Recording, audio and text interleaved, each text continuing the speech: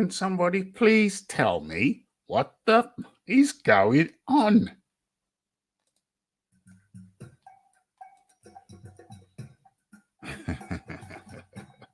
Yes, yes, yes.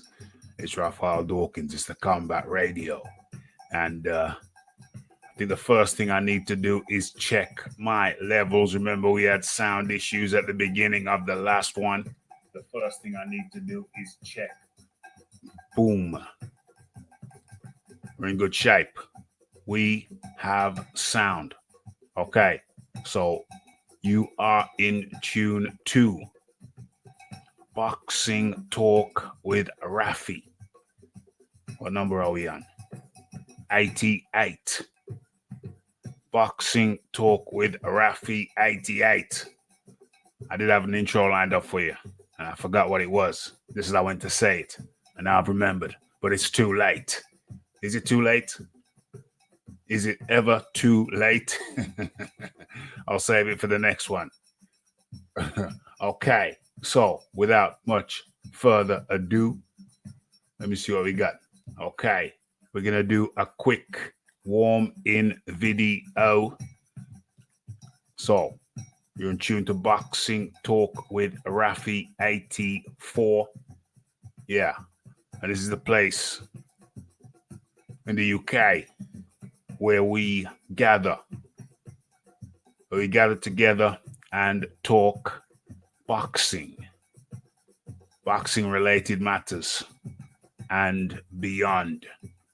Okay, but anyway, in the meantime, let's get this warm-in video underway. Allow people to populate the area. Okay, let me share. Let me share this quick warm-in video, and then we get into it. Yes, yes, yes. Will is in the building. Marla in the building. YG Knight. So we got Marla in New Zealand. We got YG Knight.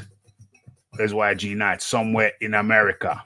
I don't know where Will's from. Will, where are you from? Send location. Okay, without much further, or first things first. Hold on a second. First things first, let me put the link in the chat. Okay, so the link's in the chat. Second thing, I know there's someone who wants me to send them the link. Let me do that now. There's the link. Live show is live.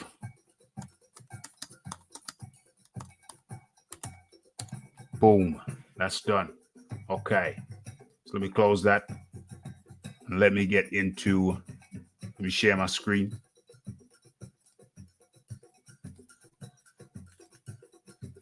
Okay. And this is the warm-in video.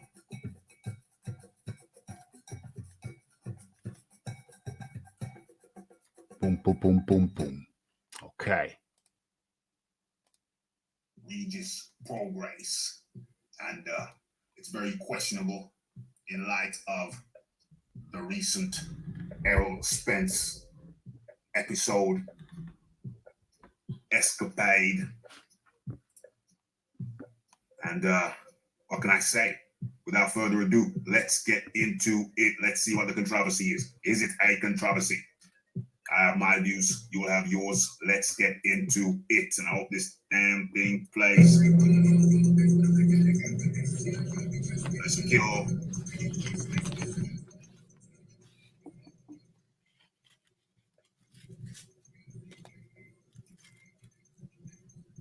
This is Regis Progress in his tweet, which I should hopefully be able to read for you by looking at a separate device. Yes, it's on and popping. I got it. When I get on the highway, I be leaving shizzle behind. The wrong person got a fast car. I know some people go crazy, but I'm good. This was a while ago. Okay, we see the miles per hour here. MPH. Shizzle's bouncing around the road. 192, 193, 194. What's the revs? 5,000 revs. 187. down to 178. Had to slow down for some reason. See if this darn thing will load up again. I got too many windows open. Okay, it says watch again. Now this has prompted some interesting responses. One by Scott Wright. This is not something to be proud of. Completely undermines the post about looking after your mom.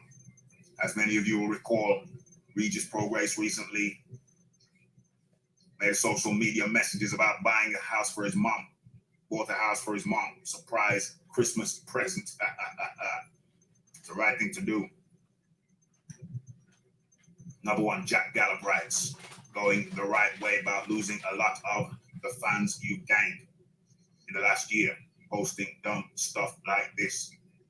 The next one, Sterlo17 writes, you got kids, man. You got kids. All right, let's come out of that. You got kids. What you doing? Damn, what? It's even bigger than before. What's this about? Oh, okay, let's escape that anyway. Let's escape. Okay, another one says, and you said you hope that Taylor doesn't destroy himself. Okay, back into this now. When I get into the highway, I be leaving shizzle. The wrong person got a fuss. Oh dear. And what's this? Who is this? Some cat called Raphael Dawkins. What did he write? Oh shit. They're coming for you now, bro. You better destroy. Huh? Damn, I spelled destroy wrong. Damn it. You better destroy the SIM and the phone with a sledgehammer and scatter the parts in different dumpsters around your city, town. And if anyone asks, you best say, it wasn't me. Damn, and I opened the inverted commas and I forgot to close the inverted commas. Damn, I hope your boy ain't dyslexic. The hell's going on here? Okay, this is not something to be proud of. Completely undermines the post about looking after your mom. Let's give that a like, but I didn't respond to that. What? It was a 5 and went to 7? One of my posts count for 2? Damn. My response was, not if he's got a hefty life insurance policy. Damn. So, what say you? Regis Progress hitting 170 miles per hour on the freeway. That's some Formula One shizzle. And we know what happened to Errol Spence. Was an old Caribbean saying, puss and dog don't have the same luck. I'll leave you to decipher the meaning of that. So what say you? It's the Raphael Dawkins, it's the Combat Radio, it's the like, it's the subscribe, it's the comments, it's the shares, and it is the hitting that bell icon to stay updated with news and notifications. Have your say. Don't forget to tune in to the live shows, Monday, Wednesdays, 10 p.m. UK time. And sometimes I throw in a bonus show on Friday, also 10 p.m. UK time. Have your say. It's Raphael Dawkins. And I'm out.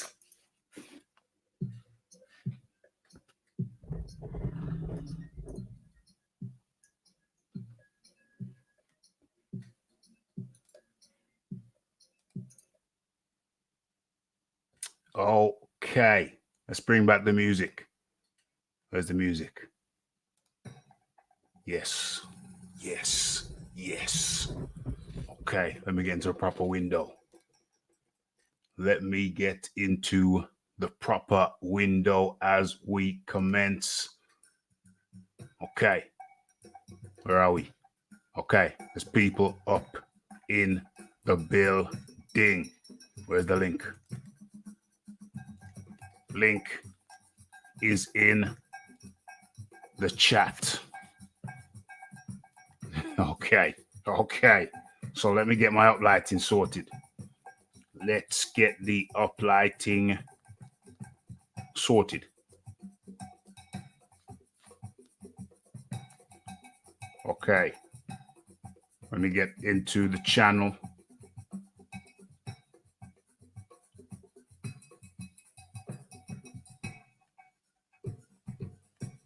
Okay, so you are in tune to Boxing Talk with Raphie.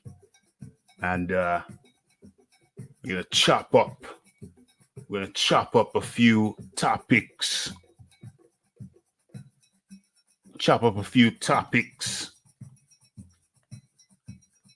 Boxing related.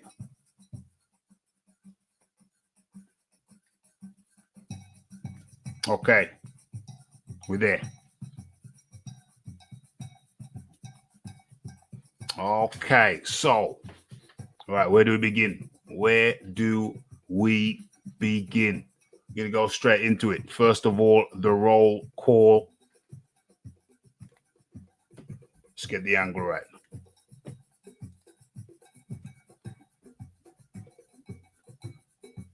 There we go. Okay, so what's going on? Who's in here? So we got Will, Mala, 2243 YG Knight in the building. Frank the French.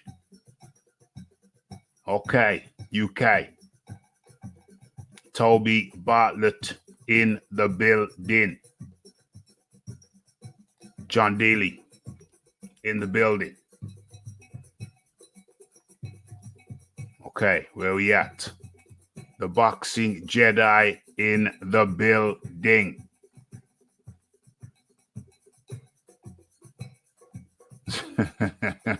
yeah.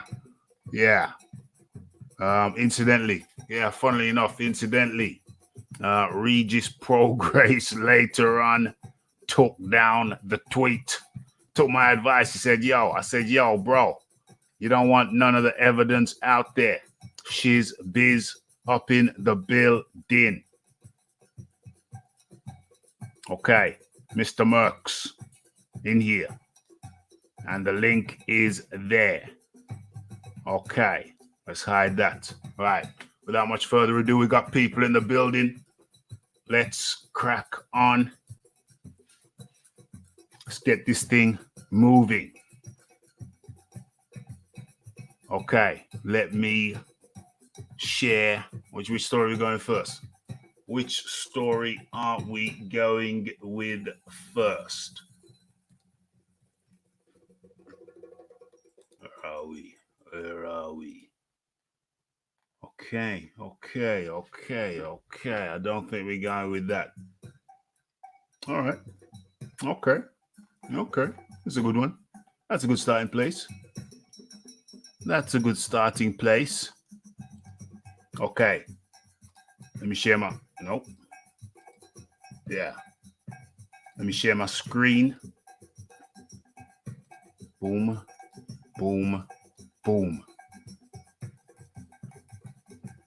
Okay. So let's go. So, Cali Sutherland on Andy Ruiz Jr. I don't see an easy way back for him, says Cale Sutherland. Okay. Right. So, promoter Cale Sutherland has strong doubts about whether former IBF WBA WBO heavyweight champion Andy Ruiz Jr. will be able to bounce back from his one-sided 12-round unanimous decision loss to Anthony Joshua in their rematch last month, December the 7th, Saudi Arabia. Okay. One of the major reasons why Cale Sutherland questions whether the 30-year-old Ruiz Jr. will be able to come back from his loss to Joshua is the money that he's made in his 2 fights with Joshua. Interesting. Okay, so Sutherland points out that Ruiz Jr. has likely ballooned up in weight and is quite heavy now since his loss. Further, Cale thinks that Ruiz is buying a lot of things with the money he made from his fights with Joshua. Interesting. Sutherland jokes that Ruiz has purchased 50 Rolls-Royce cars and bought a ranch in New Mexico.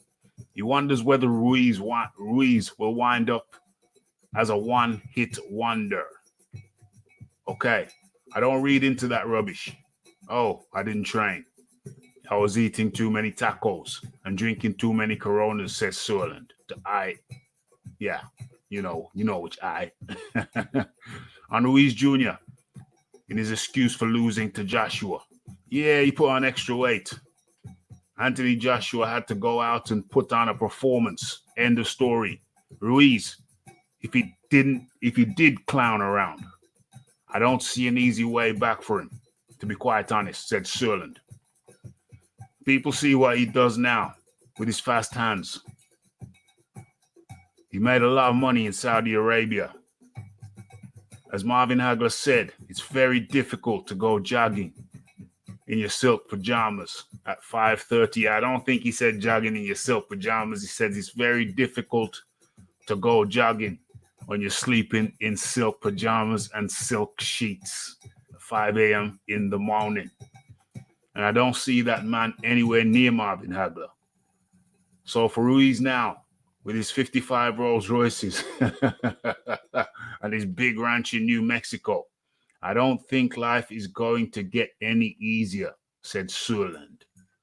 Damn. With all the money that Ruiz made in his 2 fights, it will be difficult for him to go back into the grind of training camp.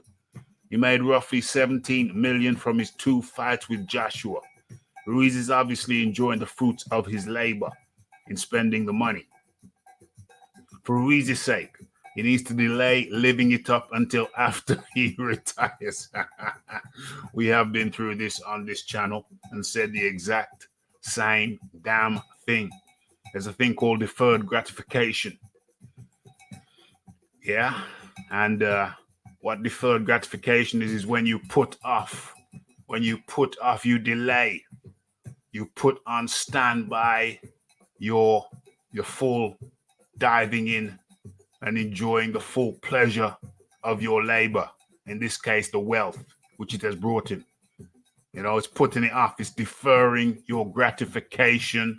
It's a very short career. I think we just spoke about it the other night regarding somebody else, a different fighter, but we spoke about it specifically about Ruiz. We discussed it specifically about Ruiz. And Kale Suerland is reiterating the points we made. What do you say? That might be why Suerland feels that Ruiz won't have an easy road back, because he's got all that money now. That green stuff could be burning a hole in Ruiz's pocket, making him want to purchase things left, right, and center. Ruiz is probably walking around at 27 stone, 378 pounds, said Suerland. Good Lord. 378 pounds. Good Lord. I would guess he's probably walking around at 27 stone. So if you think he went off and put himself in a dark room like Joshua did after the Madison Square Garden fight and worked like a fighter, I don't think Ruiz is going to do it. I don't think he's going to do it. Damn. Okay. So I think that that's it.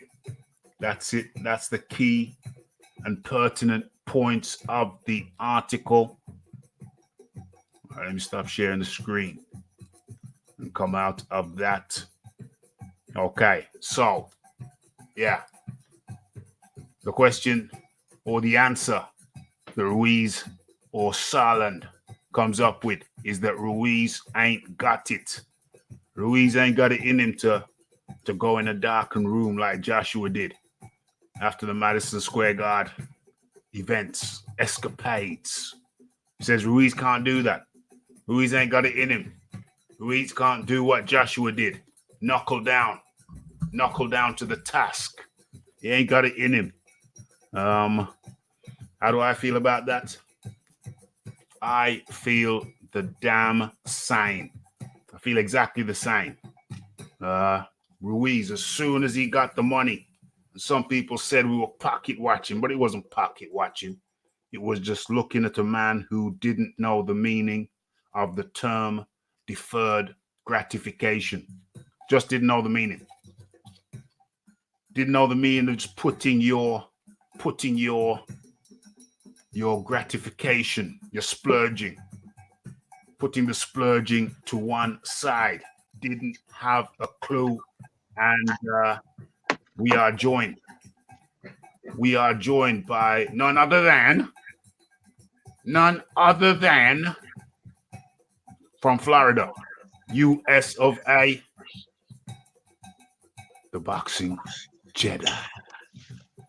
What's going on, Raph? How you doing, my friend? Okay, my brother. How's everything, man? Man, cooling the gang over here, cooling the gang over here. Time constraints, dealing with time constraints. Had to go and visit a bro of mine, been working on a project. He's a probation officer. Yeah. A very creative guy. I'm hearing an echo over there, bro. You got headphones or something, earphones or something? Yeah, I can throw it on. Give me 1 second. Yeah, no problem. Oh, no problem. Oh. Okay, are we good now? We're Are we good now? We're super good. We're super good. In the words of Andy Ruiz, Snickers, Snickers, 1 2, 1 2, Snickers. And yeah, so he's a probation officer, but very creative guy. I had to meet up with him today. He's got an idea. He's been working on. He's writing a book, and he's just in the final stages, completing that, and that leads into some kind of business venture. So, just supporting my bro today. But of course, I work as well. So, by the time I get home, time is extremely limited. But I like to stick to my timetable. If I say I'm gonna do a live show, I do the live show. Man of his word. Man of my word, and we'll get back to you in a second on the Boxing Jedi, and let me welcome in for the first time. Coming from the Southern Hemisphere. Not going to say down under, but the Southern Hemisphere. It's around about there. Welcome in Mala. Mala. How's it going, Raphie? How it's going, Jay? What's going on, Mala? Good, man. Yeah. It's about time, Mala. What's been keeping you, bro? What's been keeping you? I've been waiting for you to make your debut, bro. What's going on? And coming into the ring for the very first time. What's going on, brother? Just relaxing in the chat, but yeah, I wanted to come on. So yeah, man. Yeah. Good to have you. Good to have you. Anytime you want to jump on, feel free to jump on. It's an open house over here. Sweet, man. House over here. Okay, so the Boxing Jedi. The silk sheets. I don't know if I talked about it with you, but the silk sheets, the splurging. Some people said I was pocket watching because I talked about it significant. I talked about it a fair amount because I believed it was indicative. When a man can't defer his gratification, that's a very serious thing. It's deferred gratification. Deferred gratification. We've all watched Goodfellas. We've all watched Goodfellas. When you get that bag, you cannot splurge. You cannot splurge the Boxing Jedi. You can't do it. At all. And if you do it, that shows a lack. That shows something's lacking upstairs. Something's lacking upstairs. You can't hold on. You can't hold back. You're like a dog on heat. You can't wait to spend the dough. That shows a lack of deferred gratification. And the same way you can't hold back from spending that money is the same way you can't hold back. All you have to do is hold on for 6 months. The Boxing Jedi, talk to me. Yeah, man. You just have to hold on, put the Snickers down for a bit. You know what I mean? Stop the splurging and the going shopping sprees. I mean, you did that already before the fight, and obviously after the fight, you can look. It happened to the best of them. Yeah. Money is like a woman that you've been chasing, that you've wanted, and then when you finally get her, you forget about everyone and everything, even yourself. There's times that you might forget to shave or shower because you're putting so much attention into. Well, it's the same thing as to what Andrew Ruiz is doing here with his money and his his how do you say, his newfound fame, right? But the thing is, he's forgetting. First, you're a fighter. Fighters make the money. Fighters make their whole career and reputation. It's not the opposite way around. Money does not make the fighter. You know what I mean? And that's basically what happened with Ruiz here, man. And I just hope that he doesn't lose his competitive edge, even though it looks like he's headed into the Barbie world. Mm-hmm. He's heading into the what world? What world? The Barbie world. Barbie? Yeah. Barbie and Ken? What? Yep. Barbie and Ken, man. I'm talking ponies. I'm talking Ferraris. I'm talking barns and every mansion that you can get. But then he lost himself. Damn. You know? Damn. And before we go over to Marla, welcoming in for the first time in the new year, first time in 2020, new decade. It's the Big Boys Boxing. Big boys. Happy New Year's, lads. Hope you all doing well. What's up, brother? Happy New Year to you. Also, Big Boys Boxing. How's it going down there down in the Southern Hemisphere? How's it going? How was it for you? What's the weather like? How's New Year? What's going on? It's been a bit crappy, the weather, but it's starting to come right today. Sun's back out. Summer's on. Beautiful. It's lovely. Yeah. Beautiful. Okay, so Marla, the silk sheets. Was it the silk sheets that did him in? Was it? Was it the shopping at Frost? Shopping, what do they call it? Frost of London. London, making him icy. I think you can see it. You see it a lot with some people. If they haven't had money their whole life, and then they get money, they just go insane. and I think that did happen to him. He came into riches, and he just went crazy, man, absolutely crazy on it. And I think he's immature as well. Yeah, he comes across to me as a bit of a boy. Yeah. What makes you say that? Just his whole mannerisms. Yeah, just everything about the guy doesn't come across to me as a mature man. It really doesn't, and I think it's a combination of those things have just trashed him. Yeah, I mean, I found it incredible. I told myself, like, I knew he'd blown up in fights, and all that, but I sort of told myself, surely this guy has to know that if he fights AJ in the rematch and beats him, he's got a unification bout with Deontay Wilder. He has got, you're talking, if he beats AJ, it's worth tens of millions of dollars to him. Surely he's going to be able to discipline himself for 3 months. Yeah. I told myself he would do it, and he didn't. And I would just, when I saw him come out at the weigh-in, it was just like, oh my God. In my heart, I knew he was toast, really. I had real concern. I felt he still had a puncher's chance in the fight, but that was all he had.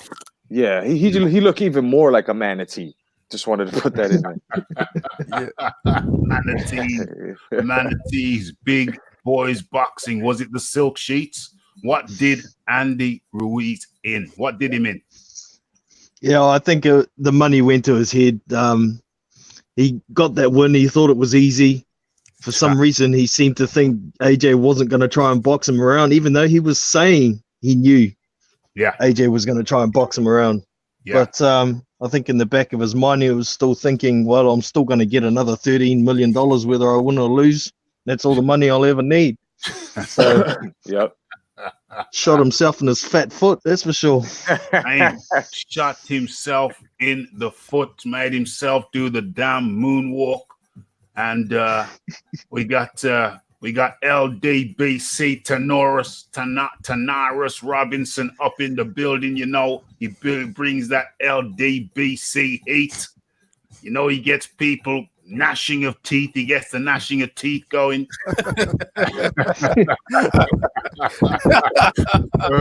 And who do I see before me? None other than BJ Boxing live up in the building. What's going on, Raphie? Happy New Year to the panel. Happy New Year to yourself. Happy New Year. Thanks. Happy New Year, brother. You're welcome, bro. You're welcome. Can I just jump in what you're talking about? Ruiz is one of them controversial, talented guys who don't believe that he needs to work at his talent. That's what you saw there, right? When he got that fight with Joshua, I don't know if Joshua threw the scouting report out the book and Eddie Hearn, they threw the sky report of what he's good, his tendencies are.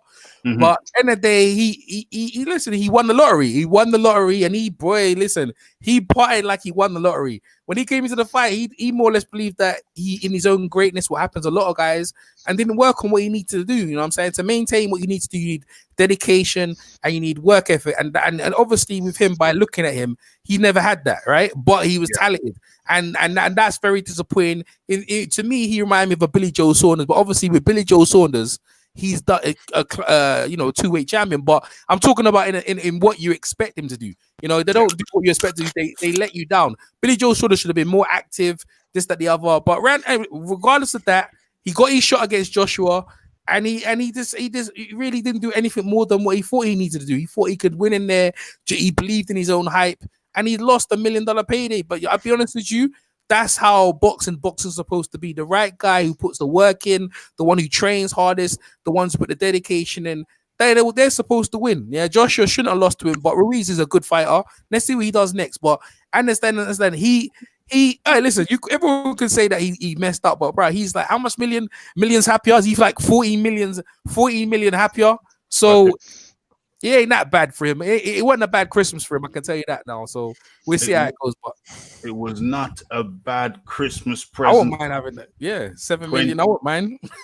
2019 has been a damn financially. It's been a bonanza. It's been a bonanza year for Andy Ruiz Jr. I talked about it extensively. Said I didn't like the splurging. I talked about him. I said he should defer his gratification. The fact that he can't defer his gratification, it speaks of a bigger picture. There's a bigger picture to that. When a man can't discipline himself and say, listen, I know I got all that in the bank, but I'm going to sleep. I'm going to sleep on the floor. I'm going to sleep on some yoga mats. I'm going to feel the cold. I'm going to remember what it's like not to have it. You know what I'm saying? I'm not going to move into the big house just yet. Let me move into the big house after the second fight. Let me stay hungry until the second fight. But instead, he couldn't do it. He couldn't do it. And he stayed hungry, all right. Look how big he got. Yeah, the only thing is that it was supposed to be sort of like in a spiritual fighting way as to staying hungry. Your soul, not really your belly. Not physical. Not physical. You get those guys who feel the need to show off and make a statement that I've made it. Like they'll go and buy a mansion, and like Vander Holyfield would have brought this huge mansion.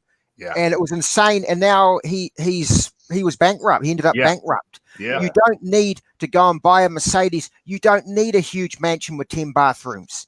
You don't need You know what I mean? If you need to make that kind of statement, there's something wrong with you, man. You're lacking something, Yes, exactly. Like I just feel, look, the time to splurge with money like that, even though I know it's hard, but like a lot of the fighters did it in the old days, like Sugar Ray Leonard. To this day, people don't understand Sugar Ray Leonard is one of the richest boxers out there because of his business ventures after boxing, like during and after. Marvelous Marvin Hagler's one that he lives in freaking Italy. I mean, he's got businesses over there too. It's just when you're almost on your way out and you're gaining as much money as you can possibly get as to millions. That's when you start investing. That's when you start buying a car lot full of cars. And so that way you can fall back on that money on a rainy day in case something happens. You see, the jewelry, these guys buy jewelries, not for investments. Most of them don't do that. Most of them just buy it just to splurge. Some of it is rented, but we're talking boxing here. These guys, their jewels are bought. So, it's not like if they're investing to where, okay, I'm going to buy $3-4 million worth of jewelry. Let me put it away for, a rainy day. Let me put that away. Let me increase the value on the diamonds, the value on the platinum. They don't understand anything like that, to the point that, let's just say something happens where they get wiped out. They can go into whatever they had in their personal stash, their investments, you know what I mean? And they can start all over again, not in their boxing careers, but in their business ventures. 100%. He's investments in his belly. That can tell you that for now. that's what's going in, man. That's what's good, because he looks to me that guy looks like, bro. Wherever he gets, he eats, and that's what he does. You know what I mean? He's like Batman. Get me? He's on a seafood diet. Anything he sees, he eats. That's what he's on. That's the. I mean, listen. Every day. If you're with Ruiz, every day is a celebration. Every Friday, every Friday we're celebrating. every Friday, every Monday, every Monday. Yeah. You know, I'm serious. I'm serious when I say this. In that second fight with AJ and Ruiz looked so fat he almost couldn't punch properly. Yeah. Did you notice that? He was like, Han Solo. Yeah, he was seriously. He was just so fat. And did you notice something? He knew very early in the fight that he was in trouble. If you remember, first or second round, whenever he got cut, once the round was over, he was sitting on a stool and he looked up at the sky. And I thought to myself, he can't help you, Ruiz. He was breathing. He was breathing. That's what it was. He was breathing. He was like, okay, all right, I'm gonna get it this time. I'm telling you, bro, that's Ruiz the Hut. That's his new name now. Ruiz the Hut. Ruiz the Hut. John D. Lee up in the building. Ew. Who's the heavy breather? Who's the heavy breather? John D. Lee. How you doing, bro? John D. Lee. Yeah, I'm good. Yeah, I'm good. Up in the building. What's up, brother? All right, guys. Ruiz. Andy Ruiz was so fat he couldn't even punch properly. I'm gonna go to the kitchen to get my drink. Take it away. I don't actually think that's true because he's been fatter in the ring, hasn't he? It's not his biggest. It's not by much. He's been nearly 300 pounds in the ring. He's been over 290 before. Oh my goodness! On his debut, I think he was about 294. Damn. But you can compare how he was punching in the first fight with AJ and compare it to how he was punching the second fight. He looked ungainly, man. Yeah, well, I think Andy's used to training fat. I actually think what you said previously was probably more critical. When Joshua cut his eye, I think he was actually less willing to engage. Yeah. Everybody's sort of talks about Joshua being the one who didn't want to engage, but it was Andy's job to get inside and engage, and I think that made him think twice because he was. Everyone was talking about how Joshua's got the mental demons to deal with. Right. But Andy actually got put down in the first fight as well. Yep. And I think when he got clapped with that big right hand, I think that brought some memories back for Andy too. Mm-hmm. It was funny. It was funny for AJ. He didn't actually show any mental demons in the rematch. I think there was a phase in the seventh where he looked a bit. I think he actually went through it because if you look at how he came out in the eighth, he looked a lot more confident. Yeah. Yeah, but I mean, I thought to myself, with the way the first fight went, a lot of guys, if they'd taken the beating that AJ took in that first fight, they would have been very tentative early in the fight, and AJ wasn't. He was still a confident fighter, and he knew what he wanted to do, and he got in there and started doing it. And maybe there's some truth in some of the rumors. If you were 100%, then it's a lot easier to be more confident the second time around if you know that you're 100% this time. Right. And I mean, AJ was in absolutely fantastic condition, wasn't he? It was, man. Yeah. You see, one of the there was a big talking point. There was a big talking point about AJ taking the fight so quickly, agreeing to the rematch so quickly. A lot of people were concerned, I thought, well, that's a kind of rough situation. That's a rough situation. Why would you go back immediately? Why would you do that? Is it because of the belt? You're worried about losing a belt or two if you don't take the rematch immediately? And I think that I'm not the only one who was thinking along those lines, but AJ was adamant. He's taking it straight away. Then we look at how he performed on the night, and he just executed. They had a game plan, and he executed it down to a T, even though we saw times when he wanted to come out of the game plan and just unleash. He recouped. He regained himself. He composed himself. Perhaps composed is the best word. He composed himself, and then he continued along with the game plan. So what does that all suggest? What that suggests to me is that he knew that something was very much wrong on the Madison, on June the 1st, Madison Square Garden. And he also knew that without those factors being in play, Joshua knew that he would perform to his capabilities, which he didn't do in the first fight. Big Boys Boxing. That's our hypothesis. Big Boys Boxing. You muted? You are mute? Yeah, there we are. You're back. You're with us. Yeah, I think Joshua, as soon as he lost that first fight, he knew that he'd trained wrong. I'm not necessarily thinking that he was concussed like the rumor was. Yeah. You know, from round 3 onwards, after he got knocked down, I do believe he was concussed. But besides all that, I thought Joshua knew what he had to do to beat Ruiz. He did it within the 6-month time frame and executed the plan perfectly.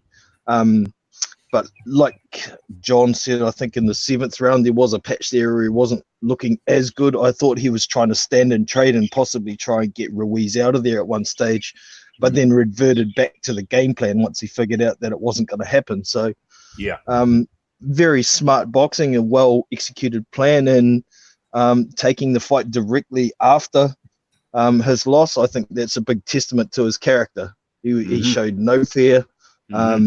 Did what he needed to do and got the job done, got his belts back, and now he's two-time heavyweight champion of the world. 2-time. Did he show cojones? Yeah, for sure. Like you said, most other boxers who got beat up and bashed around the ring would have had some kind of fear in the back of their head, but he showed nothing of the sort. So credit to him for it, and well done. Credit to him for it, and well done. We're welcoming in. Where are we? We got the Watcher. Good day, mate. Good day. How are we? What's up, Watcher? We What's up, people? are good. Have you been listening, Watcher? Have you been listening? Yeah, just talking about Joshua and after the Ruiz loss. Well, we're really talking about Kale Sulan's, the WBS guy, World Boxing Super Series guy. His pronouncements on Ruiz. He thinks it's gonna be a hard road back for Ruiz. Not in terms of matchmaking. I mean, he can get matches made, but it's gonna be a hard road back for him psychologically after him splurging. I did a lot of videos on Ruiz splurging. To me, it was a bad sign. It was a sign that here is a man who cannot control himself, lacks self-control. You know what I'm saying? He can't defer his gratification. He can't put his gratification to one side for the greater goal. Instead, he ate himself away from the championship. The Watcher. Yeah. That's my hypothesis. I mean, obviously, that's just my hypothesis. I mean, take it away. I mean, I agree. I can't argue against that. He did this in his early professional career. Yeah. He did this after the Parker loss. Yeah. He doesn't. I'm gonna say he doesn't have a winning mentality. No. But I just think now that he has that win and how out of shape he came in. Because remember, there were rumors spreading around, he's not coming into camp, he's not training, it's hard to get him to do sessions. All that was true. Not a word of a lie that. I believe it. You look at a guy like Luis Ortiz, okay? He's like 40, 41, around there. And he was he was being trained with Larry Wade. And Larry Wade, he trains Sean Porter. And we know how fit Sean Porter is. Yeah. And Ortiz came in, really good shape. And he had lost to Wilder. And he still went out on the shield for a guy that's older, who's already had that devastating knockout loss, and who still wants to fight, who still wants the bigger names. That shows more to me than a younger guy like Ruiz. I expect a bit more from Ruiz. He's younger. He's got more. He's got a lot left. But I find it weird how someone who's older, who's been in the game a bit longer, can pull that dedication out of the bag more than Ruiz, who had all 4 belts. Yeah. Speaks to his lack Speaks to his lack of discipline, I'm afraid to say. Speaks to his lack of discipline. Okay. So, where are we? Yeah, I think we've done that. I think we've. Somebody want to say something? Somebody? Yeah, man. Yeah. Hello. Yeah. Yeah. Yeah. I'm thinking maybe there is a positive to Ruiz taking this loss and the fashion he had, and him realizing that it wasn't. He wasn't up to par with his training and his mentality and whatnot. Maybe this is the wake up call that he needs. Maybe he's gonna, maybe he's going to realize that, I've got heaps of money now, but I still am getting talked about like a fat manatee. So if I buck up my ideas and get myself down to 230 pounds, beat some names, then shit, I could be right back in the mix and possibly a world champion. Yeah. You guys want to hear a big pun? He's gonna have to get hungry again. Yeah, I mean, the thing, I think the problem for Ruiz is that he may be able to make the sacrifice for 3 months and get himself in shape for one fight, but he won't be able to do it fight after fight. He will relapse. Yeah. So, I mean, to be honest, I think if Ruiz is going to sort himself out, he needs to lose weight gradually. There's no point. He's gone on record, and I think his dad has as well, that those pictures with Michael Hunter where he looked slim, were real. Yeah. But I don't know if anyone's ever done a fast cut or weight loss. It weakens you tremendously. Mm-hmm. And so he says he intentionally put weight back on. Mm-hmm. I believe the fact that he wasn't training as hard as he should have been. Yeah. But man. I think really what he needs to do is just gradually work his way down by staying busy take some easy soft fights that he's going to win for the ring sharpness and for the training camps to actually get himself in shape by the end of the year to fight someone decent. If he does that, there's a good chance he'll actually see the benefits of the weight loss rather than feeling weak. Because I think he just thought that there was no way Joshua could take his power. And I think he was sold on his power. And that's, I think mentally got broken after the first round in that fight. Mm-hmm. It's got to be he's got to come down gradually. But check this out. Tanaris Roberts, I told you, my LDBC friend brings that fire. He brings that fire. Tanaris Robinson writes, how would y'all feel if Joshua fought every fight like Ruiz 2 for the rest of his career? Go ahead, Boxing Jedi. Well, in fantasy land, I think that Ruiz loses, again and again. Now in reality, he wouldn't fight him the same way every time they fought. No. Tanaris is being more provocative than that. No. He's saying how would I feel if he fought every fight? If every fight was as tough, like he fought in Ruiz too the rest of his career. I mean, he so far so good. I mean, he's just never showed a boxing clinic like that before. So maybe if he brings that in to his his game plan, if he's able to show that in certain rounds, he'll brawl sometimes and then he'll go straight into out of in pocket, and then after that he'll shoot some, you know what I mean, on the outside, stay long, medium, and then go back to his aggressiveness again. He's gonna, I mean, that would be awesome, and I think that's what's going to happen. I think that now guys are gonna think twice now for calling Joshua out because now he can box, but we can't really say that just yet until the next fight. If he does that, if he shows that same print the next fight, then we can say Anthony Joshua actually, has fundamentals besides just, what I'm saying, throwing hooks and shit, and you know what I mean? Like everybody's claiming that he just does. Okay, so to be fair, I just got to say, to be fair to a lot of people are overlooking also. They're saying, oh, AJ just running the fight, but he also threw a lot of power punches, and a lot of most other heavyweights who took those power punches would have been knocked out. Yes. You know what I mean? Ruiz's extraordinary chin, kept him in the fight. Yeah. You see, I see what Mr. Robinson here is doing. He's trying to say that he didn't enjoy the fight. It was boring, and it was this, and it was that, and AJ ran. I understand. Yeah. I understand that that kind of non-logic. I understand the non-logic. Some Raphie, I say it's non-logic, but hold on, John. But Okay. what I say to that is that I feel that AJ rounding out as a boxer, upping his skills will only allow him to use different styles. It will serve him to use different styles. He is more versatile now. And I don't think he's going to be fighting, doing the stick and move, because that's what it was. It was a stick and move. I don't think he will be employing the stick and move strategy for every fight. I think he will adapt fight by fight. He will fight according to the strategy, whatever the strategy is. So if the strategy is stick and move, then he's going to stick and move. And we've seen him do it. We know he can do it. But if the strategy is more static, if it's a little bit more static, a little bit less movement, then I think he'll do that too. Facts.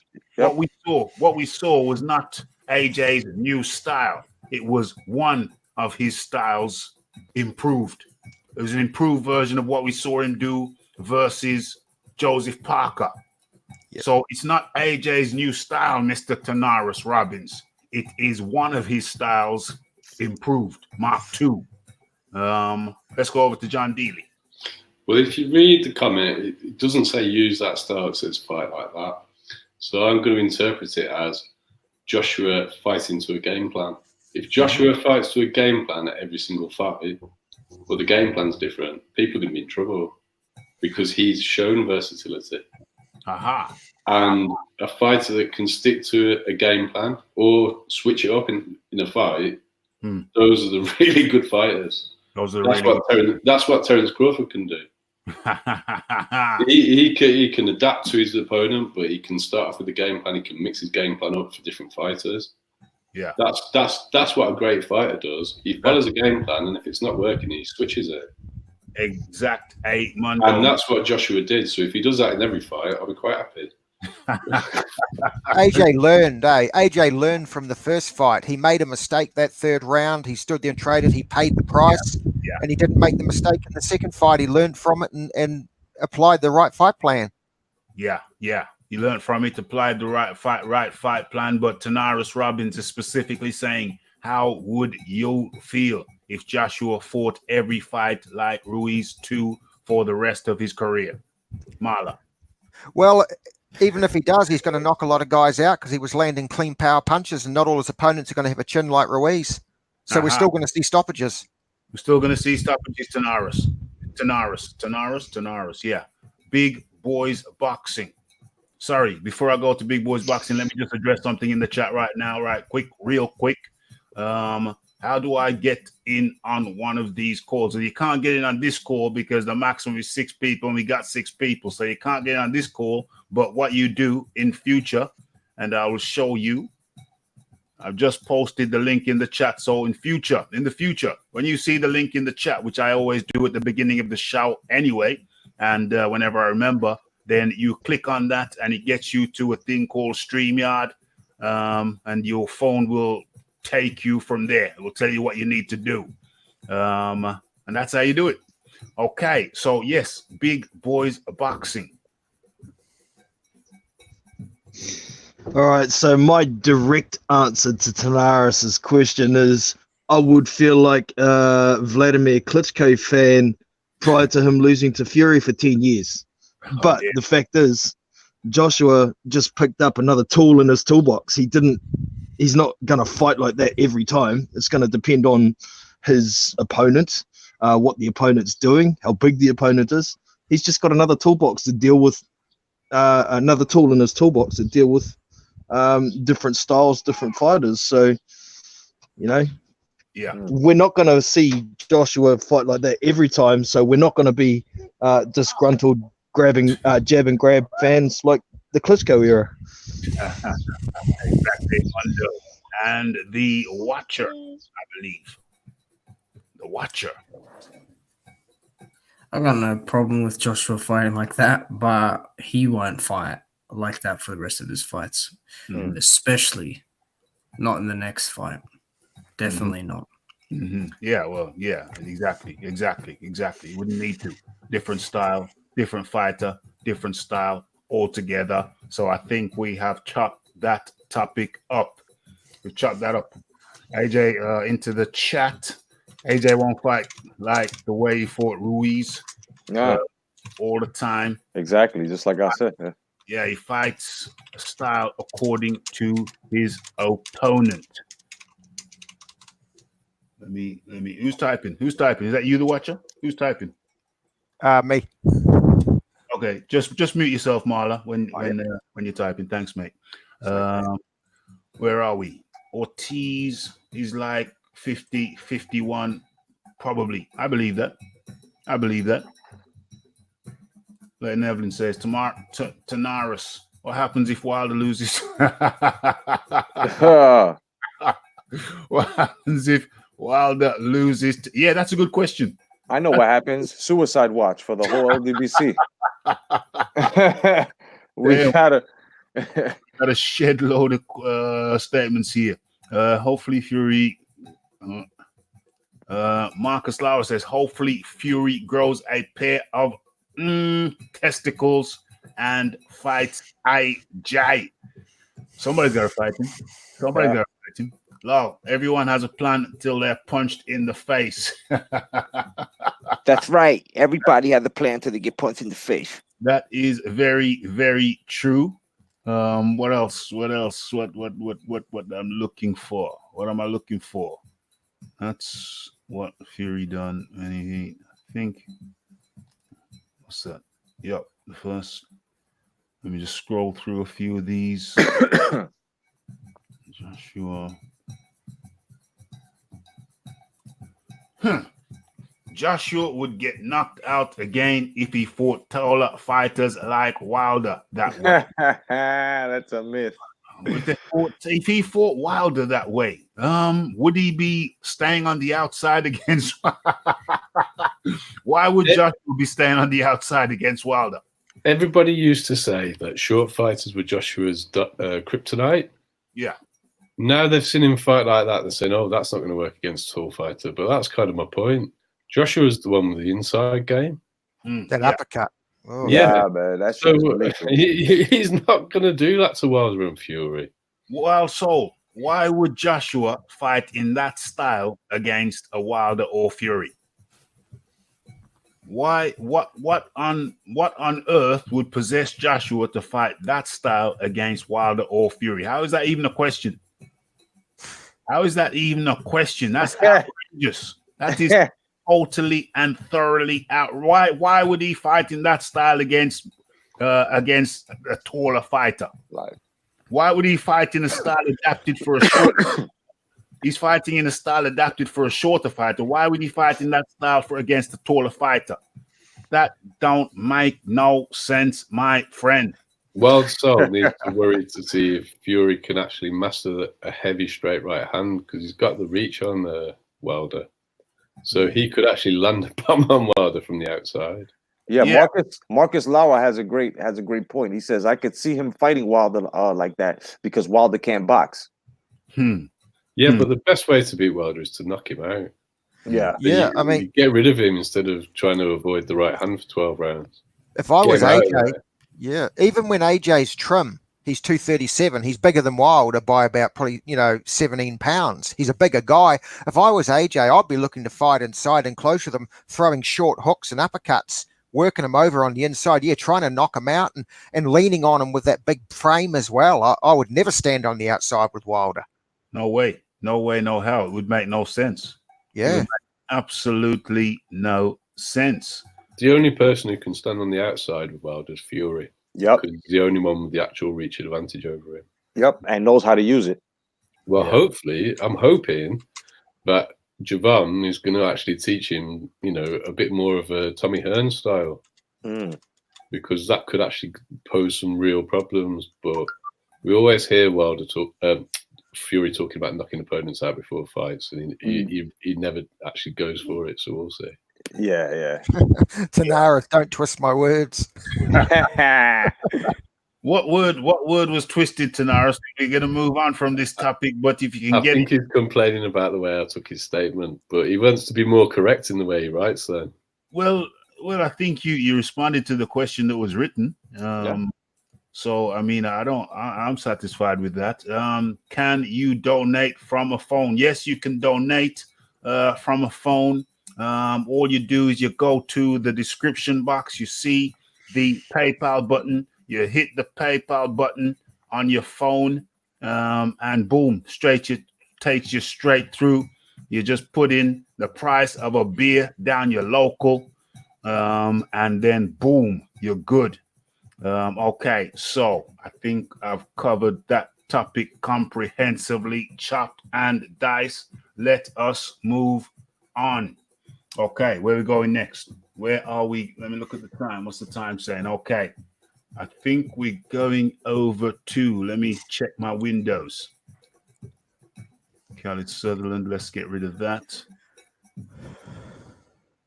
Boom. Nope. I know what I'm looking for. Yeah, I know what I'm looking for. Okay, so, let me share. Hold on. Let me get that off there. Let me share my screen.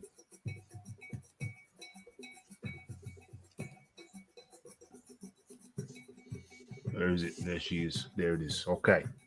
So let me close these notifications down. They're coming thick and damn, popping up. They're popping up. Let me close off the notifications. Full stop. Let me mute that for a little bit. Okay. Right. We're good. We're in good shape. So Clarissa Shields wants to make her MMA debut by the end of 2020 to get Amanda Nunes in the ring. Okay, so, or is it the octagon? Is it the ring or the octagon? I don't know. I haven't read this article yet. We're about to find out together. Okay, so coming out to New York, Clarissa Shields was in Manhattan on Tuesday to promote her next championship boxing match. Shields, 10 rounds, 154-pound title fight on Friday versus Ivana Habazin. It will afford Shields an opportunity to become the quickest boxer, male or female, to win world titles in 3 different weight classes. Towards the end of their press conference, however, Shields disclosed that she plans to make her mixed martial arts debut by the conclusion of 2020. I think that would be better wrote if it said before the end of 2020. I'll be having my first MMA match at the end of the year. So I got a lot of stuff going on. I can do it all. I'm 24. I'm young. I'm hungry. I'll fight whoever, wherever. I can't wait to throw some elbows in MMA. It's going to be fun, says Shields. Okay, I'm not going to go through the whole thing, but I will go a little bit deeper. Okay, women's boxing undisputed middleweight champ also addressed her desire to fight UFC star Amanda Nunes in a boxing match. For Amanda Nunes, yeah, come on, Shields said. She said she would fight me if they would offer her $1 million. Offer her $2 million just to get her in the ring. Get her in the ring, just so they know I'm the baddest when it comes to throwing hands. Nobody can beat me in that. Finding an acceptable weight for both Shields and Nunes could prevent their intriguing fight from happening. Brazil's Nunes is the only woman who's won UFC championships in 2 weight divisions, but she hasn't competed above MMA's featherweight limit of 145 pounds. Shields will compete at a career low of 154 pounds when she boxes Habazin in a fight for the vacant WBC and WBO junior middleweight titles at the Ocean Resorts Casino in Atlantic City, New Jersey. Okay, and I think that's the thrust of it. That's the thrust of the article. Where are we going now? We are going over. Let's go over to the boxing. Oh, let's go over to the Watcher. Let's go over to the Watcher. Did I miss you last time around, the Watcher? I'm not sure. I don't know what do you mean last time? Did I miss you last time around? The previous round of topic. Did I miss you on the last go round? No, I talked. Okay, that's cool. So we're on this now. We're on Clarissa Shields going into talking about she wants to go into MMA to fight before the end of the year. What say you? Oh man, I really like Clarissa Shields, but MMA is very different to boxing because the way the body is conditioned to take punishment in certain areas. Yeah, I don't think Clarissa's like she wants to go in there with Amanda Nunes. That's what she's pretty much saying. No, she wants to box Amanda Nunes. She doesn't want to MMA fight Amanda Nunes. She wants to box her. Oh, she wants to box her. Okay, well, still, if she gets in there with someone that is relatively good, who's got some experience, I just don't know if she'll be able to do it. I remember Heather Hardy tried it and she got stopped. And that didn't end well. Clarissa Shields, I have no doubt. Like she's a tough woman, but I don't think that it's easy to just jump in there. I've seen her do a bit of wrestling. She's talking about elbows, but it's just completely different. The movement, the size of the octagon, the distance, the feints, everything. So if she does it and she does well, I hope she does well. Hope she wins. Hope she represents our side really well. Hope she goes in there and blows it out of the water. Yeah. But I don't know if it's a good idea. I think she should just stick to the boxing. But if she wants to do it, she can do it because she's got that age and she's got the youth on her side. So why not? Yep. Yes. Where are we going? The Boxing Jedi.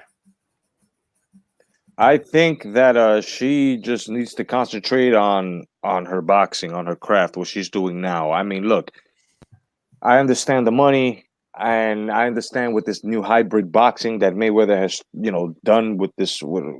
He's coming back to do the same, crap. I just feel like this just needs to stop. You know what I mean? Everybody now all of a sudden wants to do like cross training fit type boxing mixed with, and yes, boxing is a martial art, but it's not. It shouldn't be done because it's got its own realm. You know what I mean? And it's a totally different mechanic. The mechanics are different. You know what I mean? MMA, you got takedowns, you got kicks, you got elbows. You've got traps. I mean, you've got arm bars. In boxing, you've got maybe a prairie or two if you're able to catch. You've got maybe a couple of tie-ups. You know what I mean? You can turn your opponent around. That's just about it. If the ref ain't looking, maybe a headbutt, but and then it's just a whole different mechanic. She or any other boxer who's still defending and competing within the realms of boxing should just stay boxing. It's no good for the sport. It's no good for any of the sports, actually, if you really look at it. And it's definitely not good for the athlete to just try to transition that way and then go back to boxing. Because let's just say if she does take this MMA fight, right? Or is it just going to be just a straight boxing? Like she's just going to have it in an MMA venue, but it's going to just be boxing? Right. Is that what it's going to be? If she fights Nunes, it's going to be boxing. If she goes into MMA, then it's going to be a proper MMA bout. Yeah. Okay. So if she takes Nunes boxing, that's, she stands more of a chance. That would make sense, but at the same time, it wouldn't, because Nunes, it's a whole different mechanic when you're boxing and throwing punches in MMA and you're throwing punches in boxing. It's totally different. And if she takes it to the octagon, oh, forget about it. It's, like it's just a question you would have to ask her and her trainers and whoever's taking care of her. Like, what the hell were you thinking? Yeah. You know what I mean? That's, so that's how I just feel about it. Yeah. Yes. BH in the building. Red Glove Militant in the building. Ross Clark in the building. Okay, so who are we looking at now? It is John D. Lee. I'm not sure if I really believe Clarissa, to be honest. She talks a lot of stuff in the press, and I think it's to raise a profile, to be honest. She's talked about fighting men, various different things that will grab a headline. If she was to go to MMA, then I don't think debuting this year is realistic, because there's just not enough time to transition, particularly when she's got a fight at like middle anyway. So I think it's a bad idea to do it that quickly. If you want to do it, then you need to commit to it and leave boxing, and you probably need quite a long time not fighting and learning the skills. So why would you do that? Oh yeah, you're laughing at the comment there. Clarissa is out of her damn mind. If she thinks she's going to train MMA for a few months and then go in there for an MMA fight, she is out of her mind. I mean, all they would need, all it would take, is for her to fight a wrestler, and the wrestler would just simply stand in front of her, out of range, and then when Clarissa comes in, boom, down, lightning fast takedown, arms wrapped around the thighs, pinching them in together, pinching the knees together, the rear foot extended, the front foot comes up and around and behind the heel, behind the calf of Clarissa, wraps around the calf and falls forward.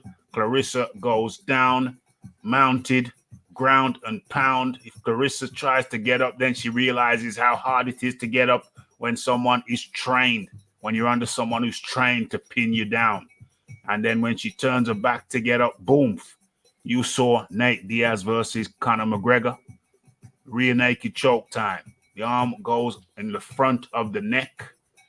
One hand goes behind the arm under the neck. You hold onto the bicep. You put the hand.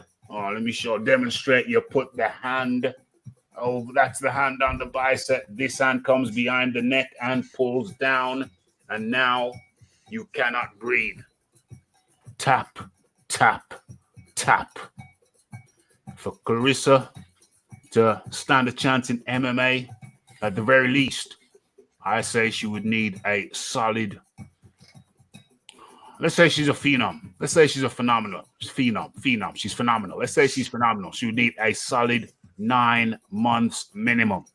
Really, we're talking 2 years. But let's say she's a phenom. She would need 9 months of doing absolutely nothing else other than mixed martial arts training, and primarily the ground game, defending the takedown.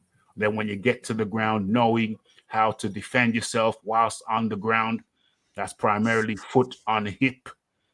Push the person away from you, keep them extended so they can't land anything with any leverage.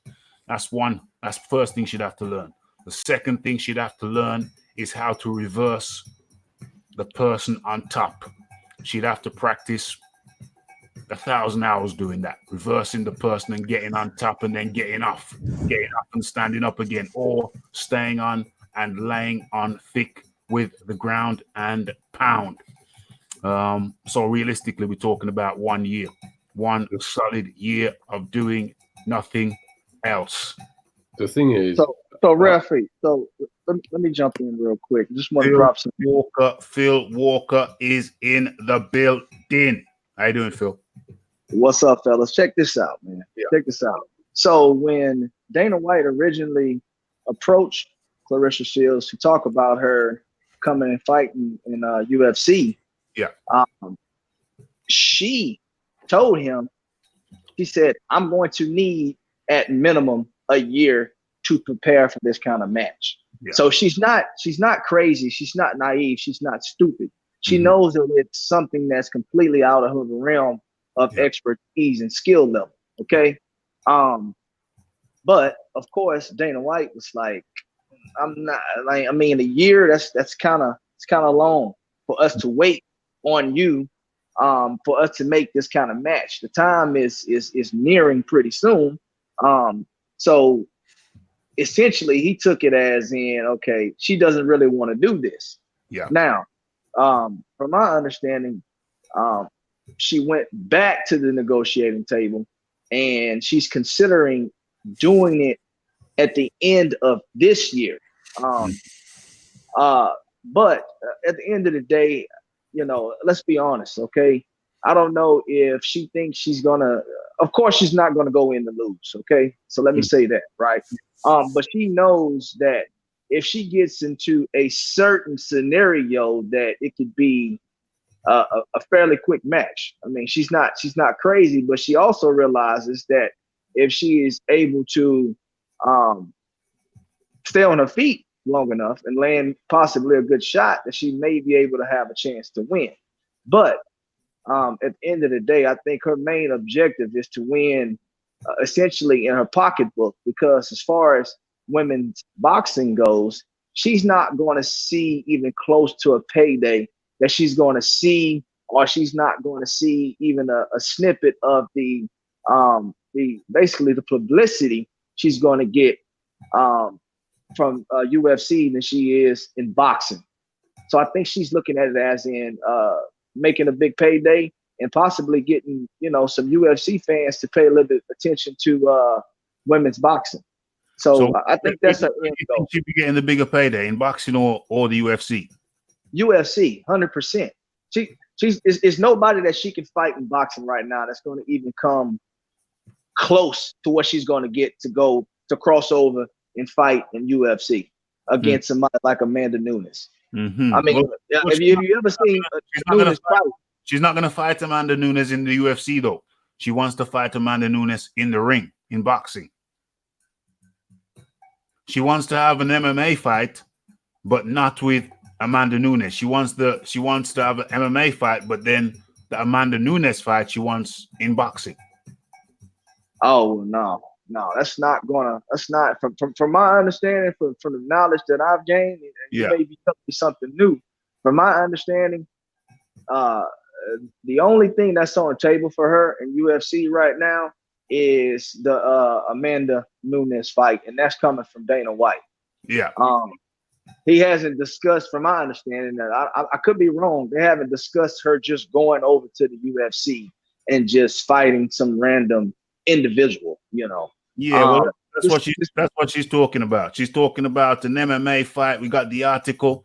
She's talking about an MMA fight before the end of 2020 and getting Amanda Nunes in the boxing ring after that. No. Amanda Nunes has already come out and said that I'm not a boxer and I'm never going into the boxing ring. I do MMA, and that's just what I do. If she wants to fight me, she's going to have to come to the UFC and fight MMA style. What I was really trying to say for is I just think it's a publicity stunt to get her back to grab headlines, to be honest. Yeah. I'm not taking it seriously. Yeah. Well, I mean, you know, I would say that if it wasn't generated by Dana White. I think Dana White would have her join the UFC, but what Clarissa has said to me about fighting a top UFC fighter in the boxing ring, who fights at 145 pounds anyway, it just seems like it's a headline grab. It doesn't seem like it's a serious venture into UFC for me. And I also take note that she doesn't actually say she wants to fight in the UFC before the end of the year, because there are different organizations. She says she wants a fight before the end of the year. So I don't think she's actually talking about the UFC. I think John Dealey might be onto something when she's just hyping up herself. Who am I going to? I want to go to the Watcher. Comment on Jones. So again? Yeah. Sorry, you want to let him speak? No. Yeah. The Watcher. Yeah. Well, look, Amanda. Yeah, she's not saying that she will fight in the UFC. She's just all around, as just in general. Yeah. Just saying in MMA, in the I don't call it a sport. It really isn't a sport, but in the sport of MMA, that's what she wants. I think she just wants a bit more exposure, really, and she just wants to prove that as a woman, she is the baddest woman on planet Earth, that she can fight anyone in any pugilistic sport. I have to say, if you don't mind me jumping in, I jump just think it's a bad idea. You know, when you want to be good at something like boxing, you got to give it 100%. And when you find yourself jumping from one combat sport to another, you're in danger of becoming a jack of trades but a master of none.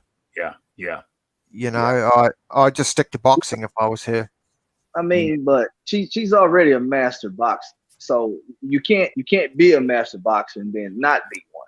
So, you know, you can't take away what she's done for women's boxing. I mean, it's a different fighting out. Boxing is different to like fighting in UFC. It's a totally different fighting style, and you want to be training for your boxing style so that you can be 100% the best boxer you can be. You don't want to be constantly having to alternate.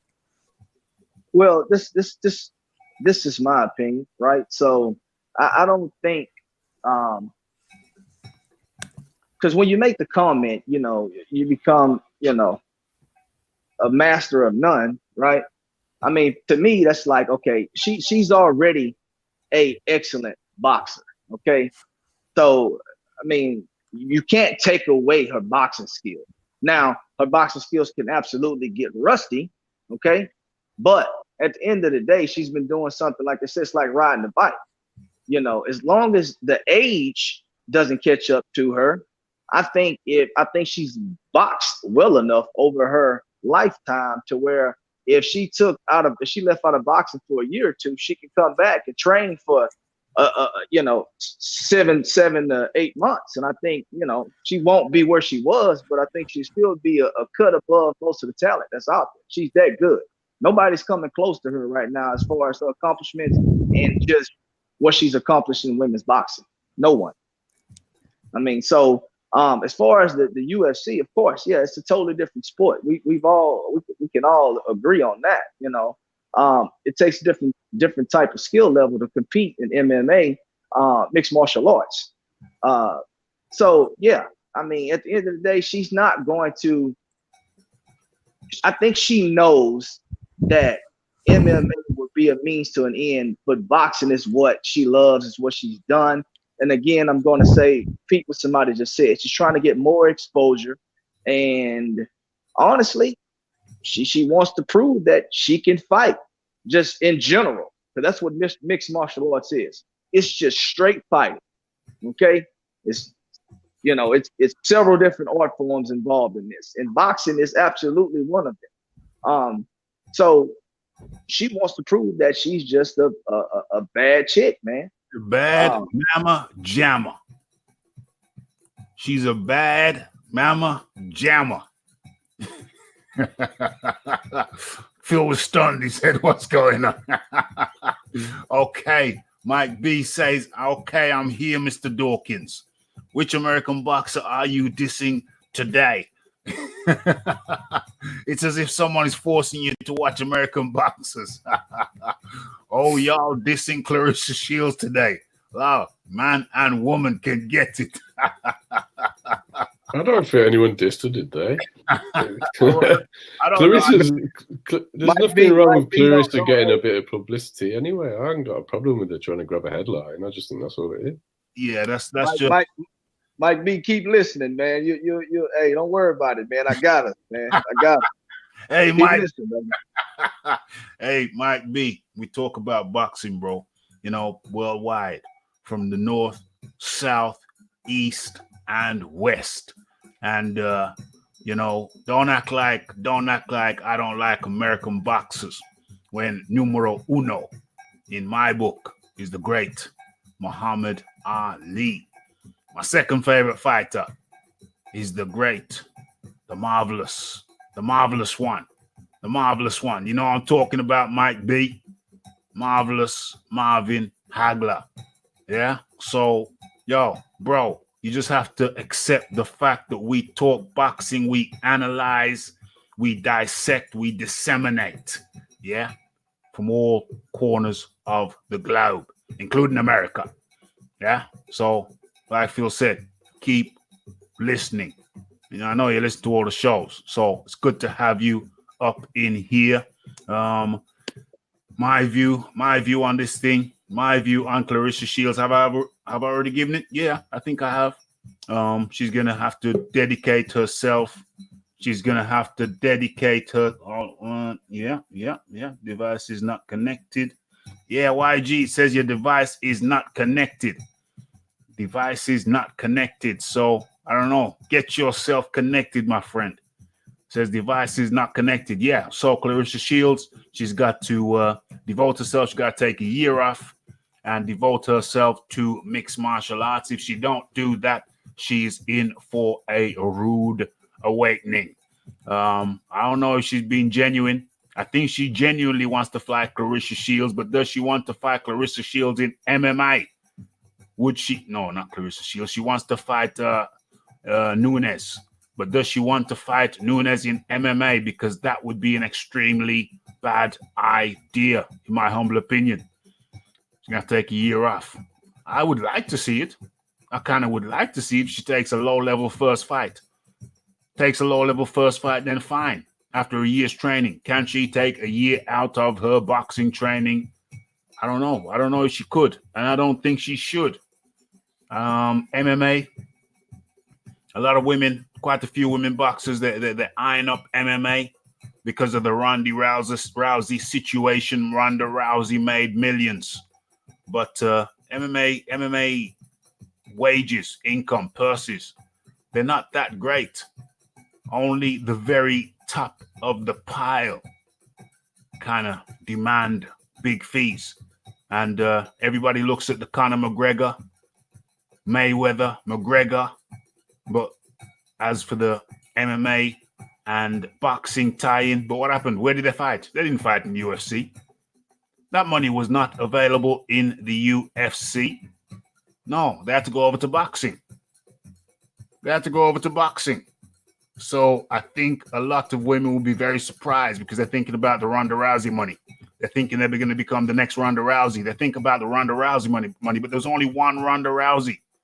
There's only ever been one Ronda Rousey in female MMA. So I think by the sounds of it, with DAZN, with her involvement with DAZN, I think other than Nunes, other than fighting Nunes in a boxing ring, I don't think the MMA venture would be as profitable for Clarissa Shields as she may think. Like I said, she's got that DAZN connection. Nobody paying like DAZN right about now. So yeah, that could be a mistake if she's thinking it's going to be some kind of financial golden pot. If there's some golden pot at the end of the rainbow, and that golden pot is in the UFC octagon. That golden pot for Clarissa Shields is not in the UFC octagon. It's right where she is now, in the squared circle, in the boxing ring. Is there anybody who wants to add a little thing onto that before we move on? Nothing, no. No. Okay, so Fight Nunes, but look, fight Nunes or stick with boxing. That's it. Fight Nunes in the in mixed martial arts? Yeah, fight Nunes. If you're gonna do it for the payday. Fight her, or just with boxing completely. Yeah. 100. That's the way I'm seeing it.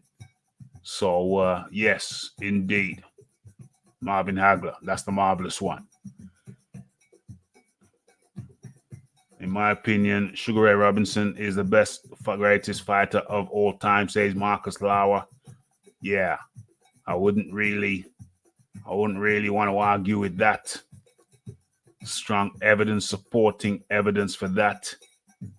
Marcus Lauer said a year would not be enough for Clarissa Shields to adapt. Yeah, could be the case. Okay, there's a little bit of a spat here between Marcus Lauer and Ross Clark. I did have Fury winning. Are you dumb? Or are you? We don't have the final say. The boxing judges do, and Fury gave it away.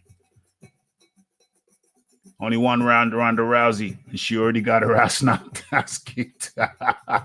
Yeah, she got face kicked twice. She lost by face kick twice. I know it's head kick, but I'm saying face kick. Shields will try and keep it on her feet. Yeah, bro, trying to keep you on your feet and keep you on your feet against somebody who's been training since from an early age to put you on your ass, take you down and put you on your ass is easier said than done. Okay, what time is it? Okay, let us move on. Let me find the thing. Let me find this topic. What's this one? That's a good option. We could do that. Well, rematch officials. Okay, yeah, I think I know where we're going.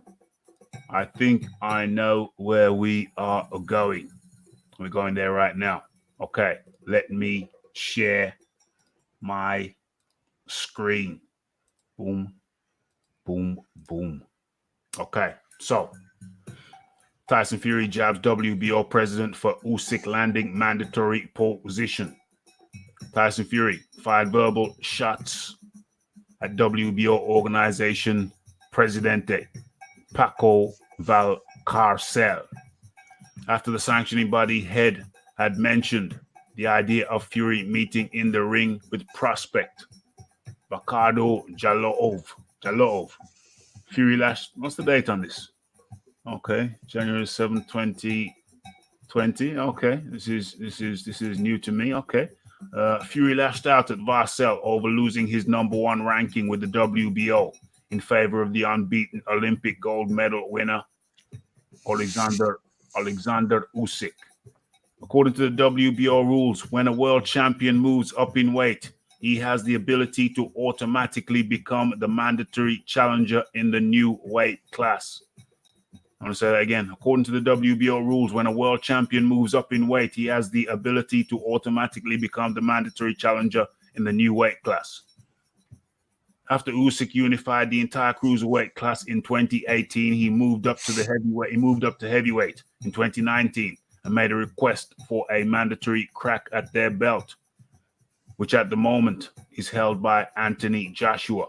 Usyk made his heavyweight debut in October with a stoppage over late replacement Chaz Witherspoon. Fury was not happy with being removed from the position in favor of Usyk. Maybe I would listen to you if you hadn't removed me from #1 ranked WBO and put in some cruiserweight bum with one fight to heavyweight. Then you could have a say, Fury stated. Barcel explained that Fury's removal was a timing issue, as the Gypsy King was already contractually occupied with other fights. Fury is scheduled to return on February 22nd when he faces WBC heavyweight champion Deontay Wilder at the MGM Grand in Las Vegas. Regardless of the outcome, there is already an option for a trilogy fight to take place in the summer. Camp will respect Champ. We respect you, Champ. We respect you a lot, but you are not available. That's the reason the WBO removed you from the rankings. By the way, Champ, good luck, Barcel stated. Okay, so where are we going with that? Who wants to have a bite at that one? Where the John D. Lee? It's just Fury running his mouth. Yeah. To be honest, he knows full well that if he wasn't fighting Wilder, he'd be the one fighting Usyk for the vacant title anyway. Mm-hmm. He's got a world title shot currently, and he's got 2 bites of the cherry, so he hasn't really got a leg to stand on, has he? Marla. Yeah, what was that? Yep. Yeah. We're talking about Fury. Fury's complaining. What's he saying? He's saying that he can't believe that Varcel, the WBO, would remove him from his mandatory WBO position in favor of a cruiserweight bum in the form of Alexander Usyk. Yeah, well, I mean, he's fighting for the WBC title. Yeah. So I don't see an issue with it, really. It's a non-issue. It's a non-issue. He should just be focusing on his upcoming fight. Yeah. I don't really see what he's complaining about. I don't see what he's complaining about. Phil Walker. Man, just Fury being Fury, man. Anything to put his face out there to complain about something, any opportunity he gets, that's what he does. I don't think he really cares, honestly.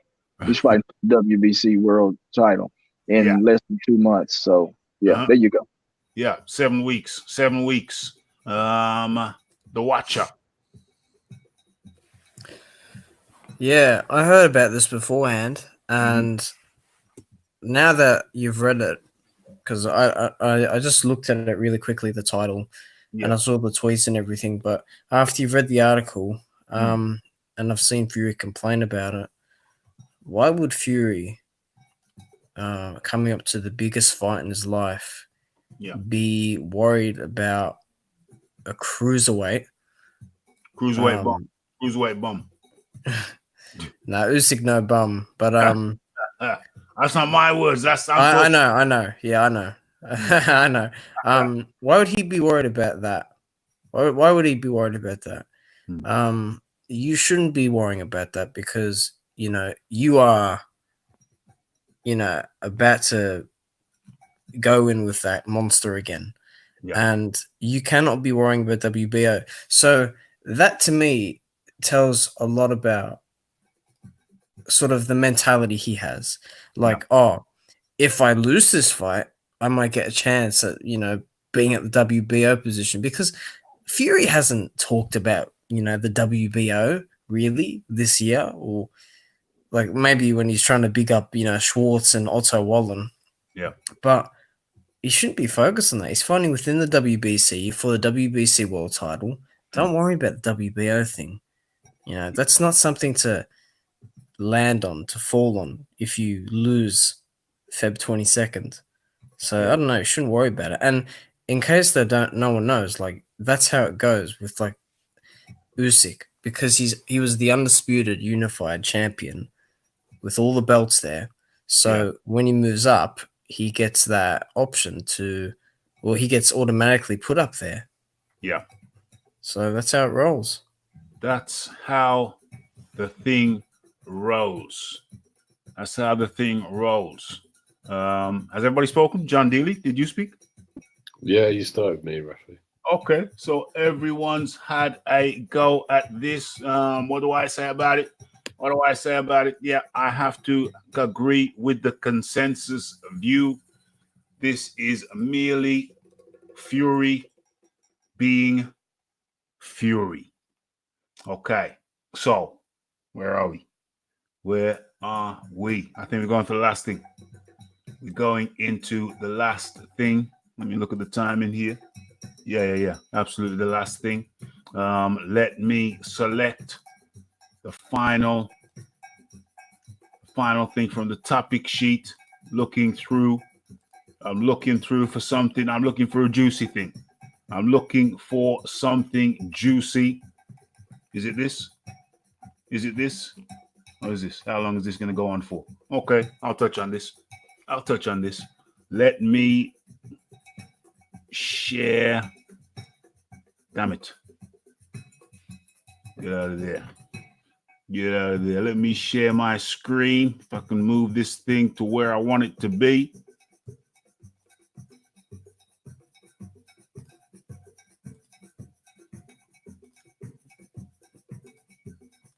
Boom. Think it's there? Yeah, it's there. Okay, so Gervonta Davis. PP, hold on. My bad. Let me get into the chat before I move on to the last piece. Yes, the watcher has got to go. Says peace out in private message. I see you, watcher. Thank you very much for your participation. And where was I? I was doing something. Oh yeah, let's go into the chat. Okay. What? Who timed? What happened? When did you get timed out? I don't know about you being timed out, bro. It wasn't me. It wasn't me. I have to look back in the chat to see if you were timed out. AD is up here in the building. Everyone's a bum according to Fury.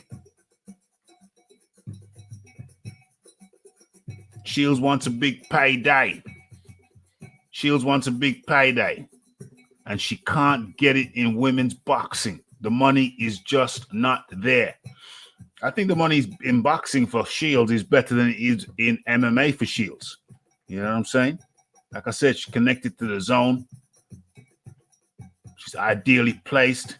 I remember reading about a 3-fight contract that was on the table for her. So I think she's getting paid. Definitely, I would imagine by far the highest paid female boxer probably ever. Right on. Say again? She gets close to $250,000 a fight. Gets close to $250,000 of a fight. I had it down as $100K. So no, it's $250,000. Well, it's at least $100K, up to $250,000, says Phil Walker. So we know either way, whichever estimate you go with, either way, she is getting paid. I know the 3-fight contract she had on the table worked out at $250,000, somewhere in that region for sure. So she is getting paid. I suggest to you she's getting better paid in boxing than she would do in MMA. She'll find out when, when people approach her, if she gets any serious approaches. That loss Rousey took to Nunes was brutal. It was brutal. And I forget the name of the girl who beat Rousey before her.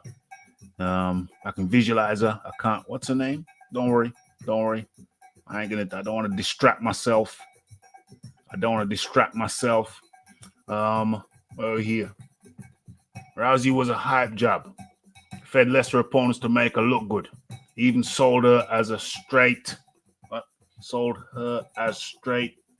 because a straight female fighter sells more than another one. Yeah. Ronda Rousey. She was legit. Ronda Rousey was actually legit. She was actually fighting the top females. She was fighting the top females apart from Cyborg. But she was fighting the top females and folding them up with her judo.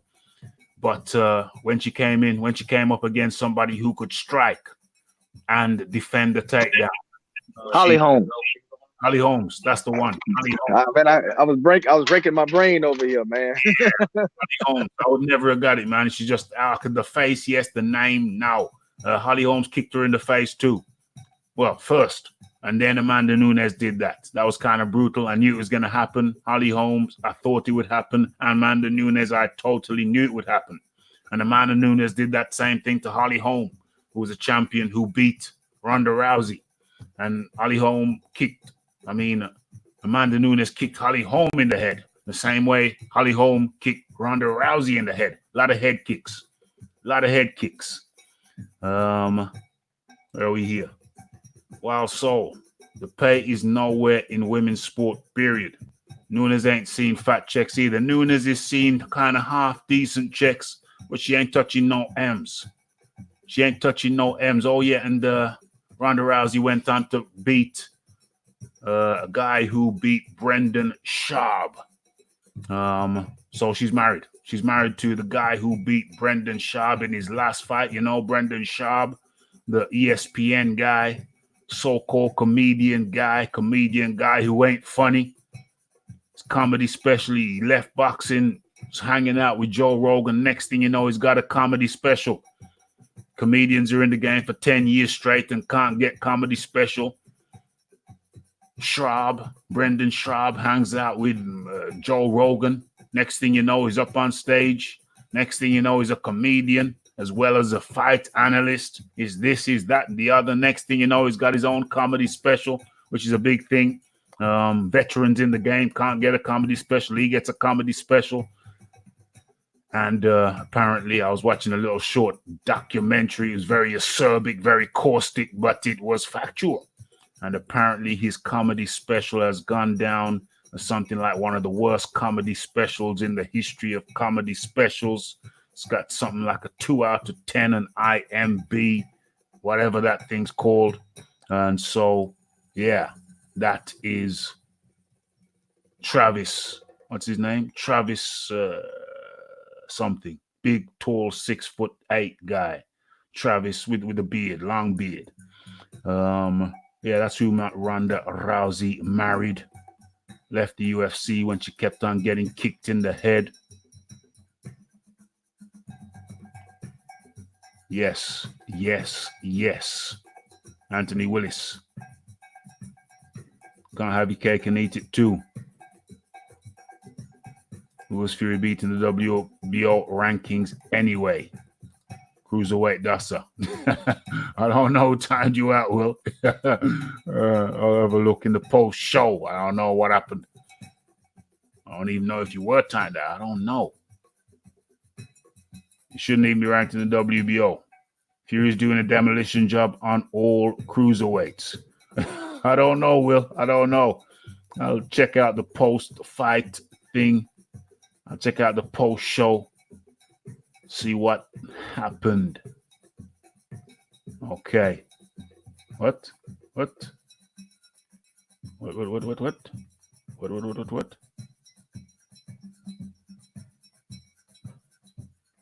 I don't know what's going on. I don't know what's going on. Everybody, please be cool. Oh, okay. So, who made an immature comment about Shields and Americans that has nothing to do with? Okay, no problem. No problem. No problem. Everybody be cool and the gang. Be cool and the gang. I'm just scrolling down. Brendan Schwab. There's a crown. What's going on here? What's going on here? Yeah, just relax, Will. Just relax.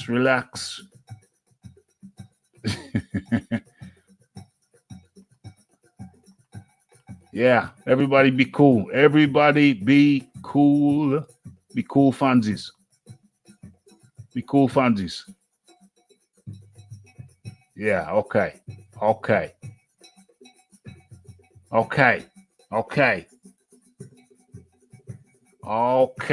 So, right. Where are we? Okay, we're just going to tickle. We're just going in for a tickle of the last thing. You know, I'm not even going to do the last thing. Because it doesn't excite me. I'm going to think of a question which came up in the chat today. I promised. It's from one of our subscribers. All right. Listen, guys, just relax, man. Relax, Will. Relax. Okay, so came up in the chat today. Question came up in the chat today. One of my subscribers, one of my good subscribers. Was it Scott? I think it was Scott 70. We were in a discussion. Can I bring it up? Let me bring it up. Let me just take the time to bring it up so I can read it word for word. He raised a very good point. And I said I would address it. I would pose the question. He posed the question to me. I said I would pose the question to... I just seen something there. I said I would pose the question to the panel. So that's what we're going to do. That's what's going to see us out. It was a nice question. And let me go into this thing. Was it about the Errol Spence? Was it the Errol Spence thing? No. It was the Deontay Wilder. Arius. Oh, my God. It was the Deontay Wilder video titled, "Is Deontay Wilder's Resume Shameful?" Let Let me go. Let me find the question. It was a good question. It was a good question. I liked it.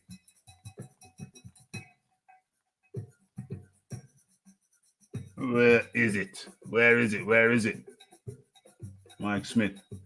I think I remember what the question was anyway. I think if I can't find it within the next few seconds, I'll just ask it as I remembered it. I'd like to find it though. I would like to find it. No, no, no. Ah, could be here.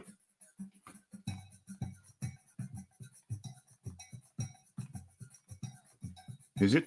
No. Okay. I can't find it, but I remember it. I remember it well enough. Okay. Let's have a look here. I remember it well enough to have a go. Oh, yeah. Oh, yeah. I found it. I found it. Okay. Yes. Yes. Yes. Here it is. What does it say? What does it say? What does it say? For the record, and obviously, just my opinion, I would pick old Ortiz.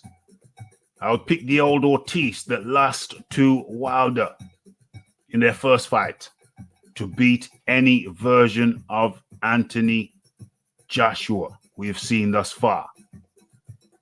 So that's the question from Scott 70, a good subscriber, long-time subscriber on the channel.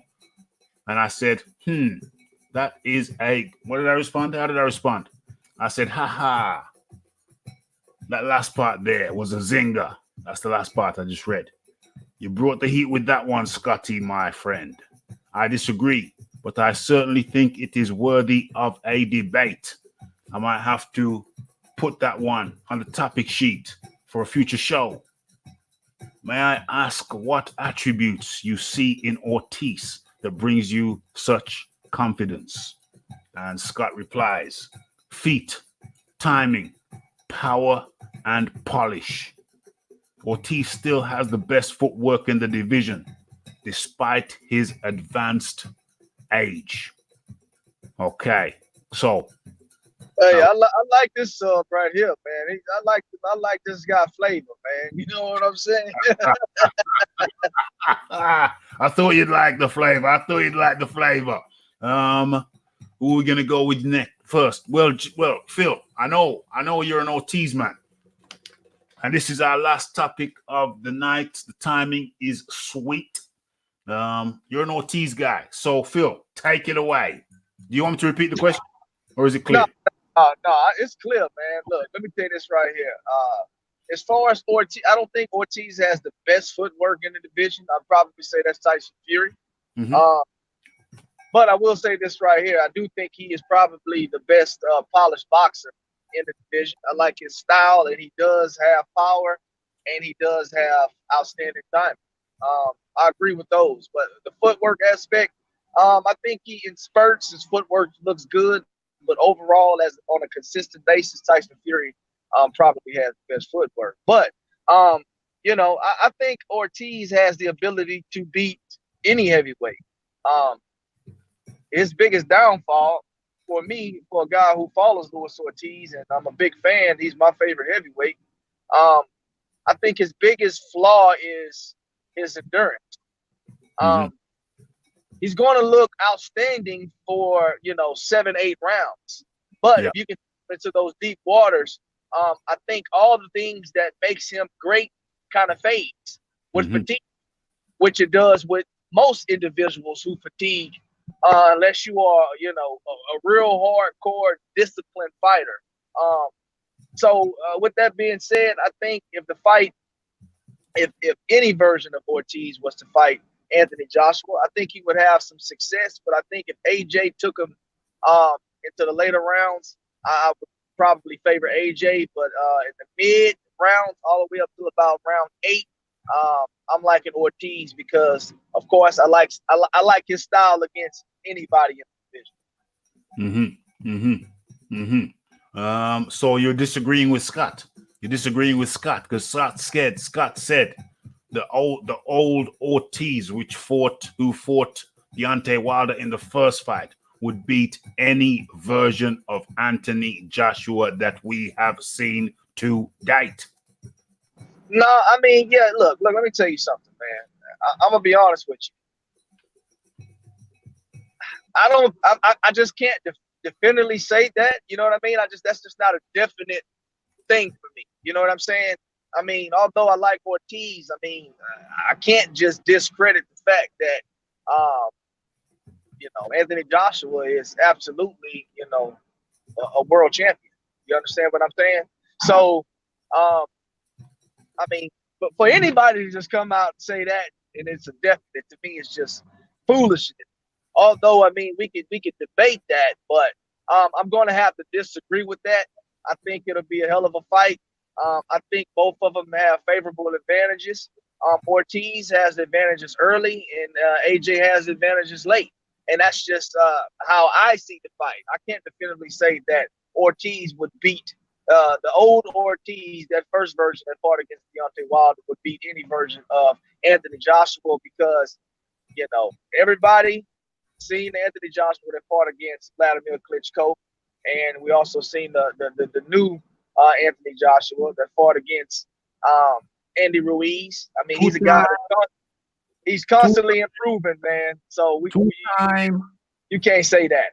So I disagree with him. Although I do favor Ortiz because that's my guy. Okay, so we have a disagreement there with Scotty. It was a very good question. Like I said, I raised the question because it was better than the last topic that I was going to go to. The last topic didn't inspire me that much. Maybe I'll read it through a little bit more, and if I find it more interesting than I did on first reading, I may use it next time. But really and truly, right about now, I find this topic more interesting than the topic that was on the topic sheet. So yeah, I think this one creates more of a talking point. John D. Lee. Well, I'm assuming that he's not talking about the version of Ortiz that fought Dave Allen, Malik Scott, or Tony Thompson, or Christian Hammer.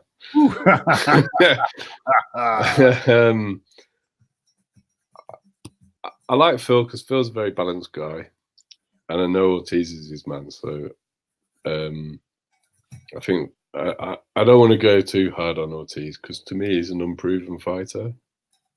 Who is he beating in the top 10?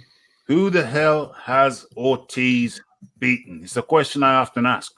Because was Bryant Jennings, I mean, was he actually a top 10 fighter when Ortiz beat him? Was he coming off the loss of Klitschko, or had he had a win in between? No, Jennings was coming straight from the loss to Klitschko. So, and was Jennings wasn't a mandatory either, was he? He was a voluntary. Voluntary. So he would have been a top 10 fighter, but I don't think he would have been near the top, and he got beat. Yeah. So Jennings hasn't proven his chin to me. Just because Vlad decided to stink the place out in New York, doesn't necessarily mean that Jennings has got a great chin. Nope. I haven't seen Ortiz knock out anybody devastating fashion other than Bryant Jennings, and he couldn't even put a hammer away, could he? Yeah, no, he couldn't. It was. I thought he TKO'd against Christian Hammer. Late, like the 9th or 10th round, I want to say TKO. I thought it went the full 10 rounds, didn't it? Unanimous decision against Christian Hammer. Okay. Yeah, it was a 10 rounder, Phil. Absolutely, it was 10 rounder. Yes. Look, Luis Ortiz is not going to fight the 12th round unless it's for a title. No. I'm just saying it went the full 10. No, I'm saying like that's bad. Like, you know what I'm saying? I mean, that's not a good thing. You know, as a fighter, you need to fight for 12 rounds. You know. I think you were pretty fair about saying what his biggest weakness is. I mean, his gas tank is definitely his biggest weakness. Yeah.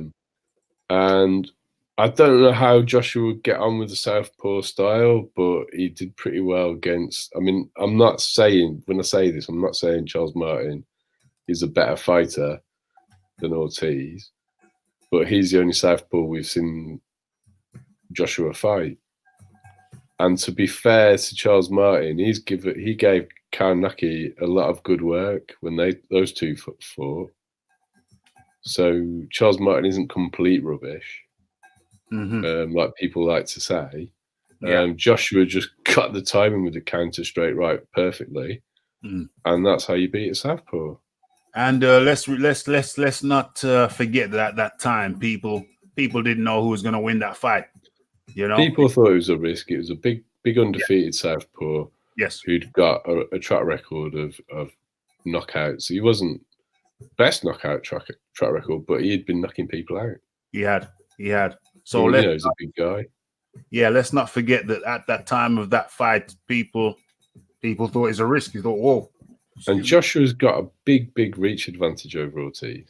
So to do the straight right from the outside, I think the version that fought Andy Ruiz, I'm not sure that Ortiz could hold those straight rights that Joshua landed on Ruiz. And I definitely think that Ortiz's footwork isn't that quick either. I've never. His foot placement. I've never looked at Ortiz's footwork as being. The placement is good. I'd say the placement is good, but the speed is poor. So it depends what you like, doesn't it? He hasn't got fast feet. He knows how to use his southpaw style to take the outside and inside foot position, and how to use it to his advantage. He knows how to do that pretty well. Yes, he does. So if that's what you're talking about in terms of footwork, then that's fine, and he's good at it. But Joshua has shown that he can jab and move and deliver a straight right whilst he's doing that. And I haven't seen Ortiz cut the ring off very well, and he hasn't got good foot speed. Well, and Joshua, so Joshua can land the. He's got like he's got 4-inch reach advantage over Ortiz. Yeah, okay, yeah, something in that region. And he's definitely got a foot speed advantage over him. Yeah. So I would say. Go ahead. I'm gonna let you finish. I'll rebuttal later. Well, I'm talking about the last version that we saw. So I'm not dismissing Ortiz's footwork, Phil. I'm saying the speed of his feet. No. I've seen him chase. I've seen him chase. 1 minute. I've seen Ortiz chase around the ring Malik Scott very ineffective, in a very ineffectual manner. And the same against Tony Thompson. He beat Tony Thompson, but I mean, it was an ancient Tony Thompson he beat. So I'm saying that whilst the quality of Ortiz's footwork might be better than Joshua's, the speed wouldn't be enough to cut the ring off and cut, close him down. And I'm not sure he could hold the right hands that Joshua landed on Andy Ruiz. So I'm saying the last version of Joshua would probably be the best way to fight Ortiz, in my opinion. And I think Joshua would win that version would win. You're talking about the last fight we saw Joshua in. Yeah, the stick and move version of Joshua. Stick and move, but he landed some vicious straight right hands, which is what you want to land on Ortiz. Stick and move for 8 rounds and take him out in the later rounds when his gas tank starts to flounder. Yeah, that version of Joshua would seem ideal to beat Ortiz. I'm not saying Ortiz wouldn't have any success. Yeah, but I don't think he'd be able to cut the distance fast enough to land any real heavy shots on Joshua if Joshua chose to do that. Particularly bearing in mind Joshua's got a 4-inch reach advantage. So Vincent Grant says Ortiz was offered $7 million against AJ, but turned it down. $2 million against the body snatcher. Ortiz is a joke. says Vincent Grant. I never knew he got offered $2 million to fight. I never he heard got about offered. I put it. He got offered $2 He million. didn't get offered. He didn't get offered $2 million, man. Yeah, he did. He got offered $2 million to headline at the OT, and he chose to fight on the undercard of Wilder Fury for a lot less. Yeah, he got offered by Dillian Whiteside to come on down. But having said that, I understand. Hold on, Phil. Hold on. Having said that, I understand why you, Phil, are expressing surprise. But remember, Ortiz's side, Ortiz's team are self-confessed. Liars is a strong word, but that's what they did. They lied. They lie about the offers they received. Remember them saying they were lowballed. They were lowballed by Eddie Hearn. And then when Eddie Hearn threatened to expose them, they ran to the boxing voice and said, "No, we're sorry. We're sorry. It was our mistake. It was a misunderstanding." But before that, before he threatened to expose them, they ran with the narrative. They ran with the narrative saying Eddie's lying. Eddie's lying. No, they lowball us. They're liars. They're proven liars. And so I thought that was for the AJ fight. Hold on. But they do say the same with White. They say no, he never offered us, but they sell about 10 different stories. You ask them about receiving offers from Dillian White, and they'll tell you about 10 different stories. What we do know is that they are unreliable when it comes to the truth. What we do know is that the Dillian White side say they made a $2 million offer to Ortiz and he declined it. So it's going to come down to who do you believe? It's going to come down to who do you believe? It's very muddy water. I'm going to look for the article at some point where the White side say they made the offer. And I know I'll find articles from the Ortiz side saying that they didn't receive an offer. But we do know for sure that the Ortiz side, they lie.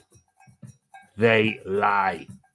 But it is a good question, and I am going to look for some corroborating articles from Whiteside, specifically stating that a $2 million offer was made. I've read it in the past, but yes, I will bring it up. I will look for it and try to bring it up and put it on the screen. But yes, the Whiteside maintained that they did make a $2 million offer. I'm aware that the Ortiz side, who we know are proven liars, they say they didn't receive an offer. But anyway, let me get in. What were we just talking about? We're talking about Ortiz. Oh, okay. My opinion on that, my view on the Ortiz thing, that Ortiz would beat any version of Joshua that we have seen thus far. The Ortiz that fought Deontay Wilder the first time. What do I say about that? I say no. Gotta disagree with you, Scotty. The footwork of Joshua, maybe not his best asset, but it's far from the worst, generally speaking. And lately, with the reduced weight, we've seen him much lighter on the feet. And you said any version of Joshua, right? No, much lighter on the feet, even previous weight. I still think he had the mobility to deal with slow tees.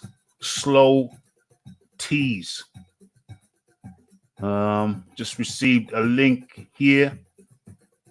And so I felt about the 2 million that I did telling him about. The quickest one I could find, Raphie. Is it a video or an article?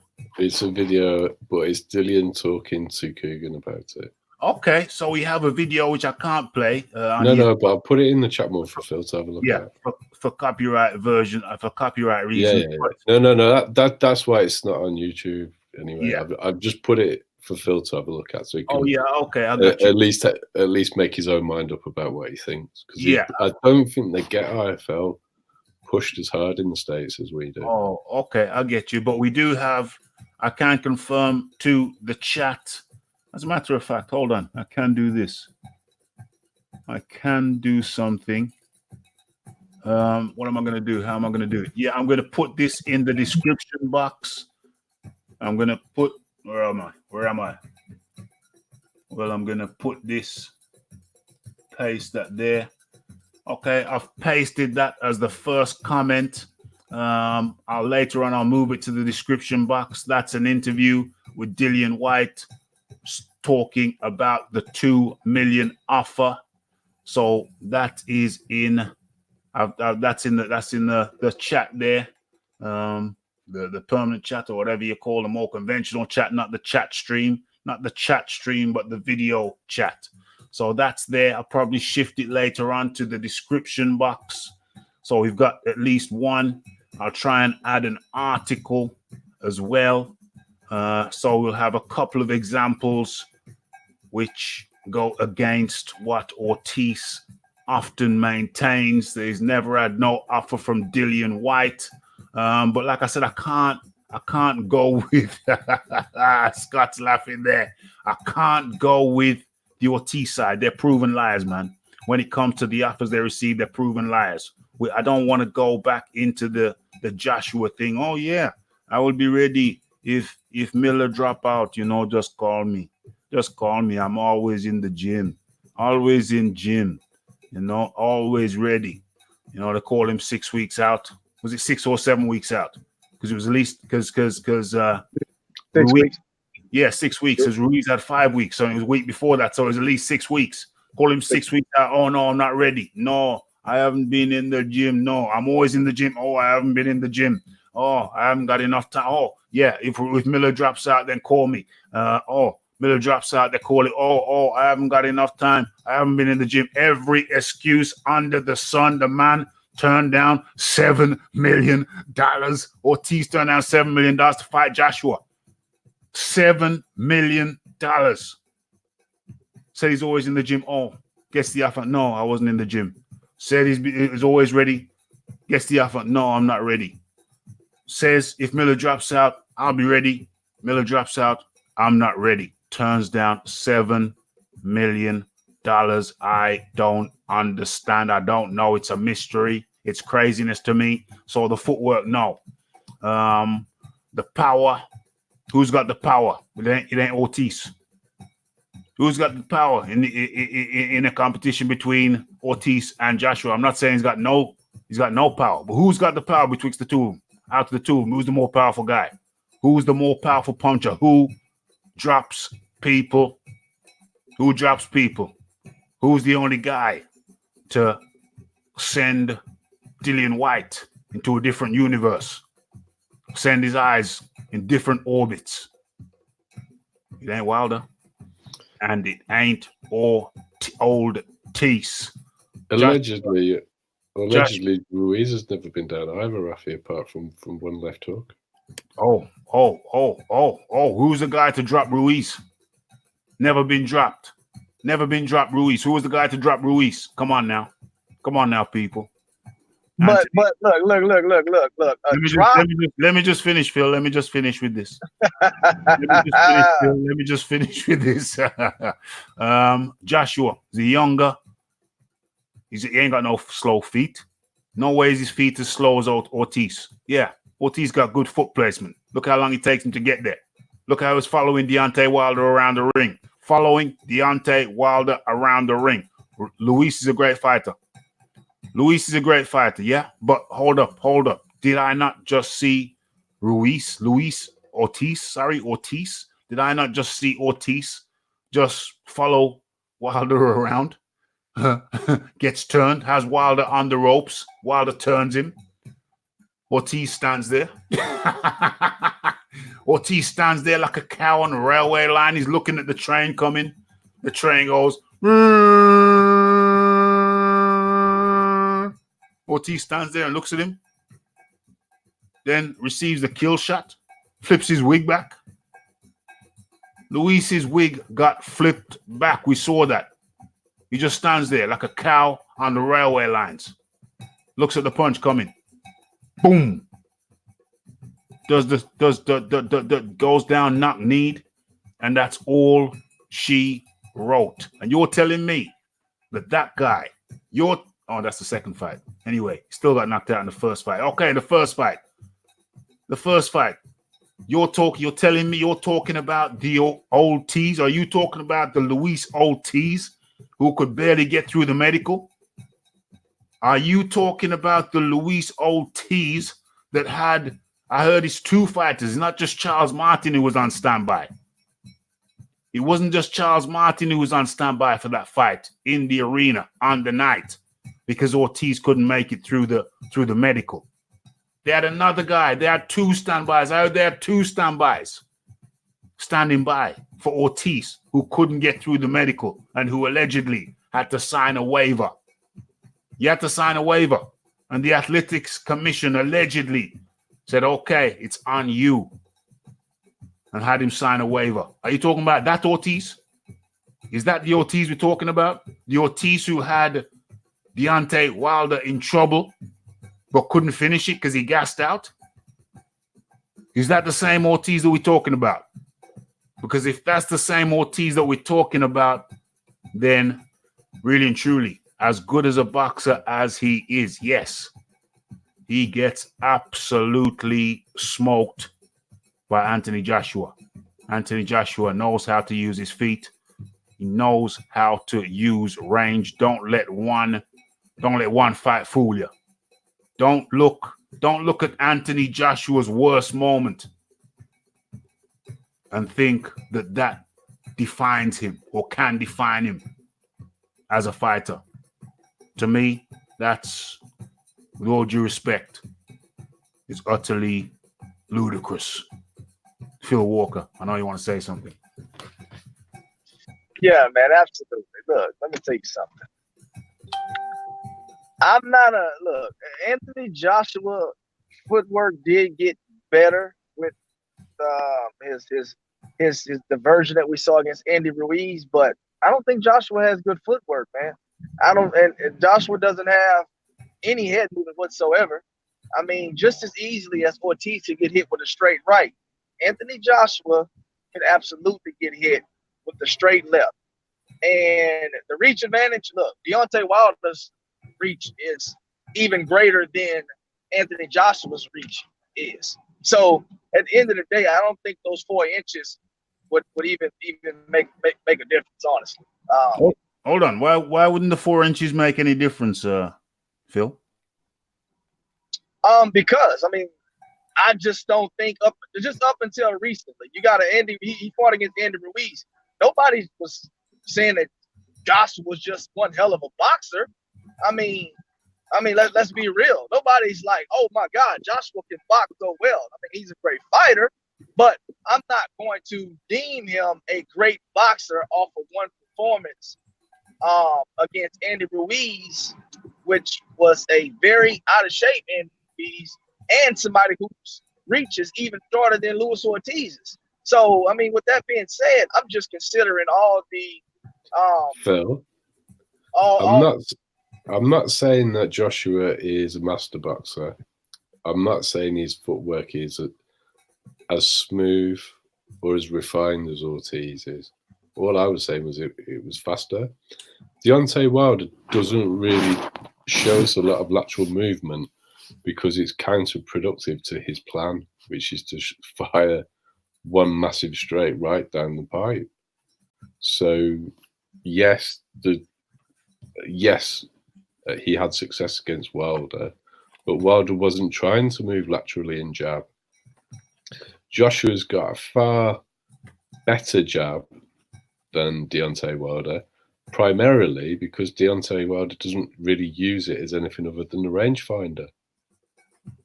So the point I was making was his feet are faster, not that his footwork is more refined or that Joshua's a master boxer. Do you think that Ortiz has got the foot speed to catch Joshua if he chose to move laterally for 8 to 10 rounds? Well, this is what I will say right here. Do I think he has the foot speed? I don't know. But what I will say is this right here. Anthony Joshua would also have to fight off the back foot. You just can't move laterally the entire fight. You can try to, but I don't think he's shown us that he can do that twice, though. He did it. He did it. He's done it. Against Andy Ruiz? And Joseph Parker. Okay, the fight against Joseph Parker, look, let me tell you something. But he's shown that he's got better at it because he's tried to. Look, hold up, real quick. We're talking about Joseph Parker. No. We're talking about Ruiz because that's the better version. No, I got you. Joseph Parker, you're saying he showed it against Joseph Parker.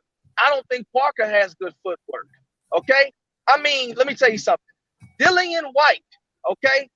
Would everybody agree that Dillian White footwork, out of everybody that we discussed, is probably the worst as far as moving laterally? It's just Dillian's often off balance. Yeah, exactly. Dillian's not really a boxer; he's a converted kickboxer.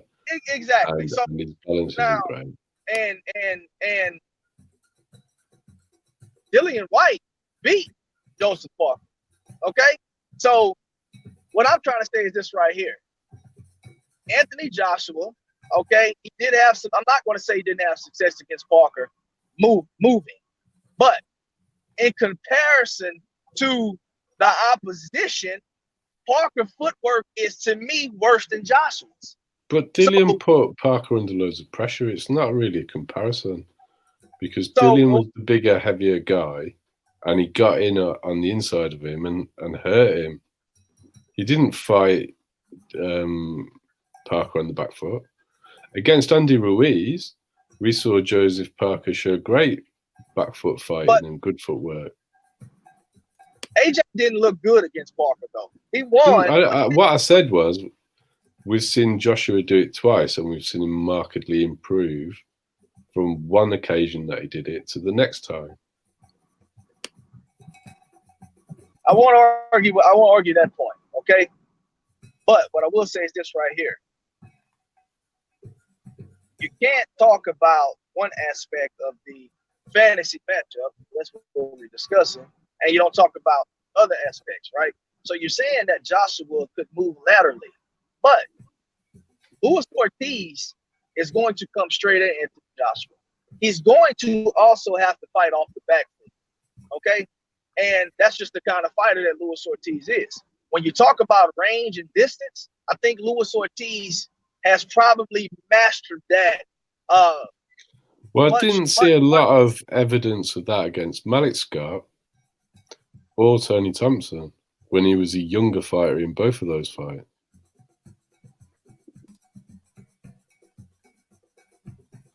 So I have to go back and look at those fights. Yeah, he just chased them around. He didn't cut the ring off at all.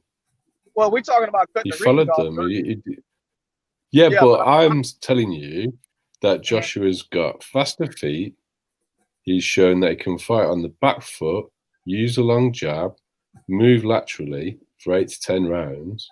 So whilst Ortiz may have success during that time, I think Joshua could stay away from him enough so that he could avoid his power shots until Ortiz got tired. So that's why I'm not saying Ortiz is going to have no success. I'm not saying it's going to be a one-sided fight. But what I am saying is I think that version would beat him.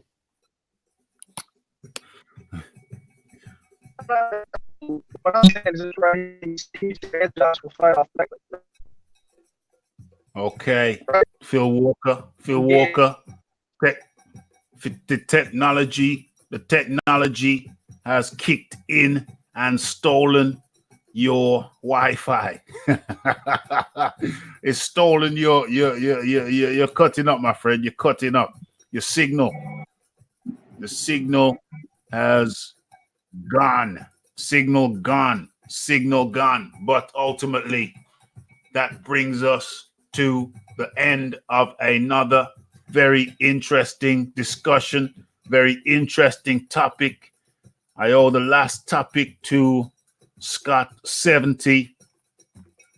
Scott 70 raised the question, and in conclusion, what do I have to say? Footwork, no. The Ortiz doesn't beat Joshua on footwork. Ortiz, from what I can see, is, to be honest with you, to be quite frank, he's quite plodding. Ortiz is quite plodding. We see him walking forwards. We don't see him cutting the ring off. We don't see any bursts of speed. There's nothing dynamic about Luis Ortiz's footwork. He's a southpaw. That can be tricky. We've seen Joshua against a southpaw before, and clearly he studied for it. What would make anyone think you wouldn't study if you were fighting another southpaw? What would make anyone think you wouldn't have the gym packed with southpaws? So Joshua would be supremely prepared for Ortiz's southpaw. Yes, Ortiz is a competent boxer, but I can see Joshua using that long jab, and coming over with the right timing.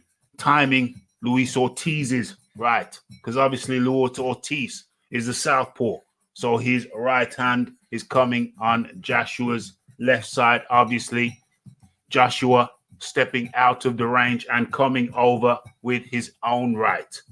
I see Joshua knocking out Luis Ortiz, knocking him out. I wish they'd make the fight. If things weren't so, me too. If things weren't so congested, that's a fight I would love to see. Night to the lovely Nicole BT. Good night to you, Nicole. Have a good one. It's been good having you here. It's a good night from the wild soul. Did somebody just speak? Did you just speak, John? I think that was Phil. I think he's okay. Phil, have you got your signal back? Phil Walker? I'm here, man. I'm on mute, though. I'm on mute. Oh, well, yeah. So you cut out earlier on. Did you want to finish up what you were saying, Phil, as we come to the end of the show? No, look, I mean, at the end of the day, it's a fantasy matchup. I don't think Anthony Joshua and Luis Ortiz will ever fight one another. I wish it was something that would and could happen, but it just doesn't look like that's going to shape up to be the case. But in any case, I think both of them have strengths and weaknesses that can play into the fight that can be beneficial to both guys. But of course, I'm gonna go with the better boxer, Luis Ortiz, every single time because again, that's my guy. And with that being said, I know you guys are gonna rock with AJ, so I'll be the Lone Ranger on this one. So you changed your pick. Did you not say that you thought Joshua would win first time around? Am I mistaken? No. I said what I said was I think Ortiz would have great success early in the fight, up to about round 8. But I said if it went past 8, I think Joshua would probably stop him somewhere in between 10 and 11. I would think. But I think Luis Ortiz is more than capable of stopping Anthony Joshua between his rounds 1 to 8, without a doubt. Yeah. Okay. So that's your pick, John Dealey. What would be your pick in a sentence if that fight were made? AJ stoppage between 8 and 10. AJ stoppage between 9 and 10. 8 and 10. 8 and 10.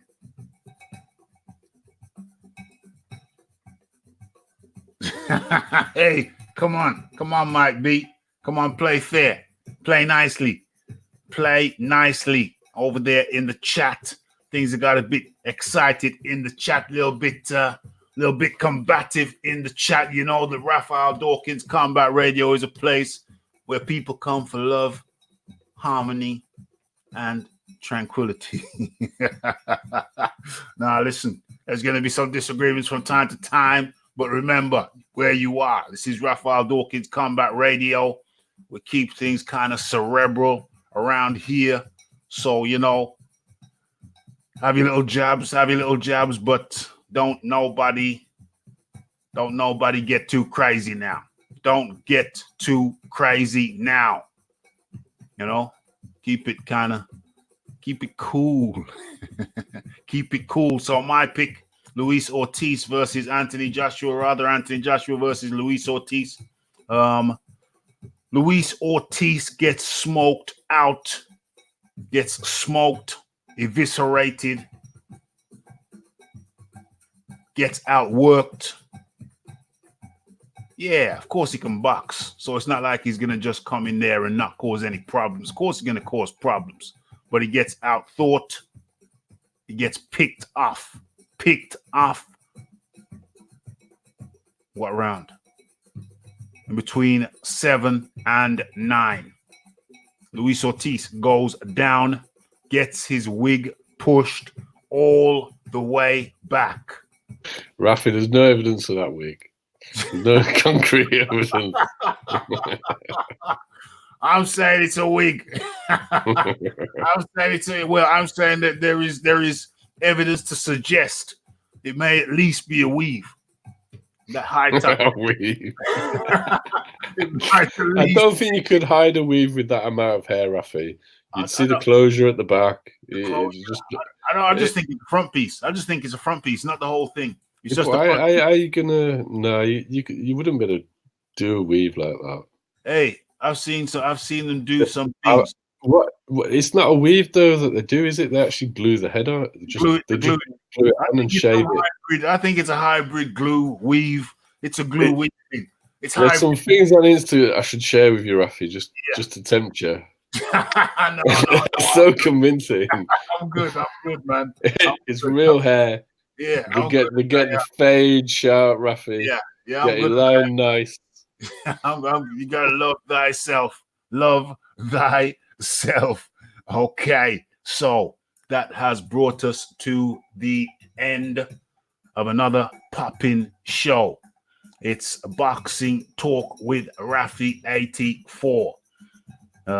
Thank you to all the panelists. Too many to remember, even. Well, no, can't forget them, but too many to mention. I think we started off with the Boxing Jedi, then jumped in Marla, then I think it was Big Boys Boxing, then it was The Watcher from Australia, then I think it was John D. Lee. Probably forgot something, of course. Probably forgot someone. Of course, Phil Walker came on also. He's here with us now, as is John Dealey. If I forgot somebody, people are going to see who it was anyway when they watch this. So thank you once again to all the panelists. Thank you to everyone in the chat. It's a toupee. Could have been a toupee. Everybody in the chat, like, subscribe, and also share the videos, this video, any other video you like, on your social media. It helps with the exposure of the channel. It helps bring people the good news. Wake the town and tell the people it's the Marla. It's the Vincent Grant. It's the Fuzzy is here. How you doing, Fuzzy? It's the Toby Bartlett. It's the Rue. It's the Scott 70. Longtime supporter of the channel. It's the Fuzzy. Yeah. It's the BH. It's the Shiz Biz. It is the Eric Rosas. It's the SSB 28. It's the Red Glove Militant. It's the lovely Nicole Beatty. It's the Wild Soul 88. It's the Mike B. It's the Rue 504. It's the Mike B. And many, many, many more. It's the Will. So many to mention. Red Glove Militant, Ross Clark, Shiz Biz, everybody who joined me on the panel. This has been Boxing Talk with Raphie 84. Every Monday, every Wednesday, 10 p.m. And sometimes you get a bonus show on the Friday. Like, subscribe, comment, share. Great to have you up in here. And what else is there for me to say? What else is there for me to say other than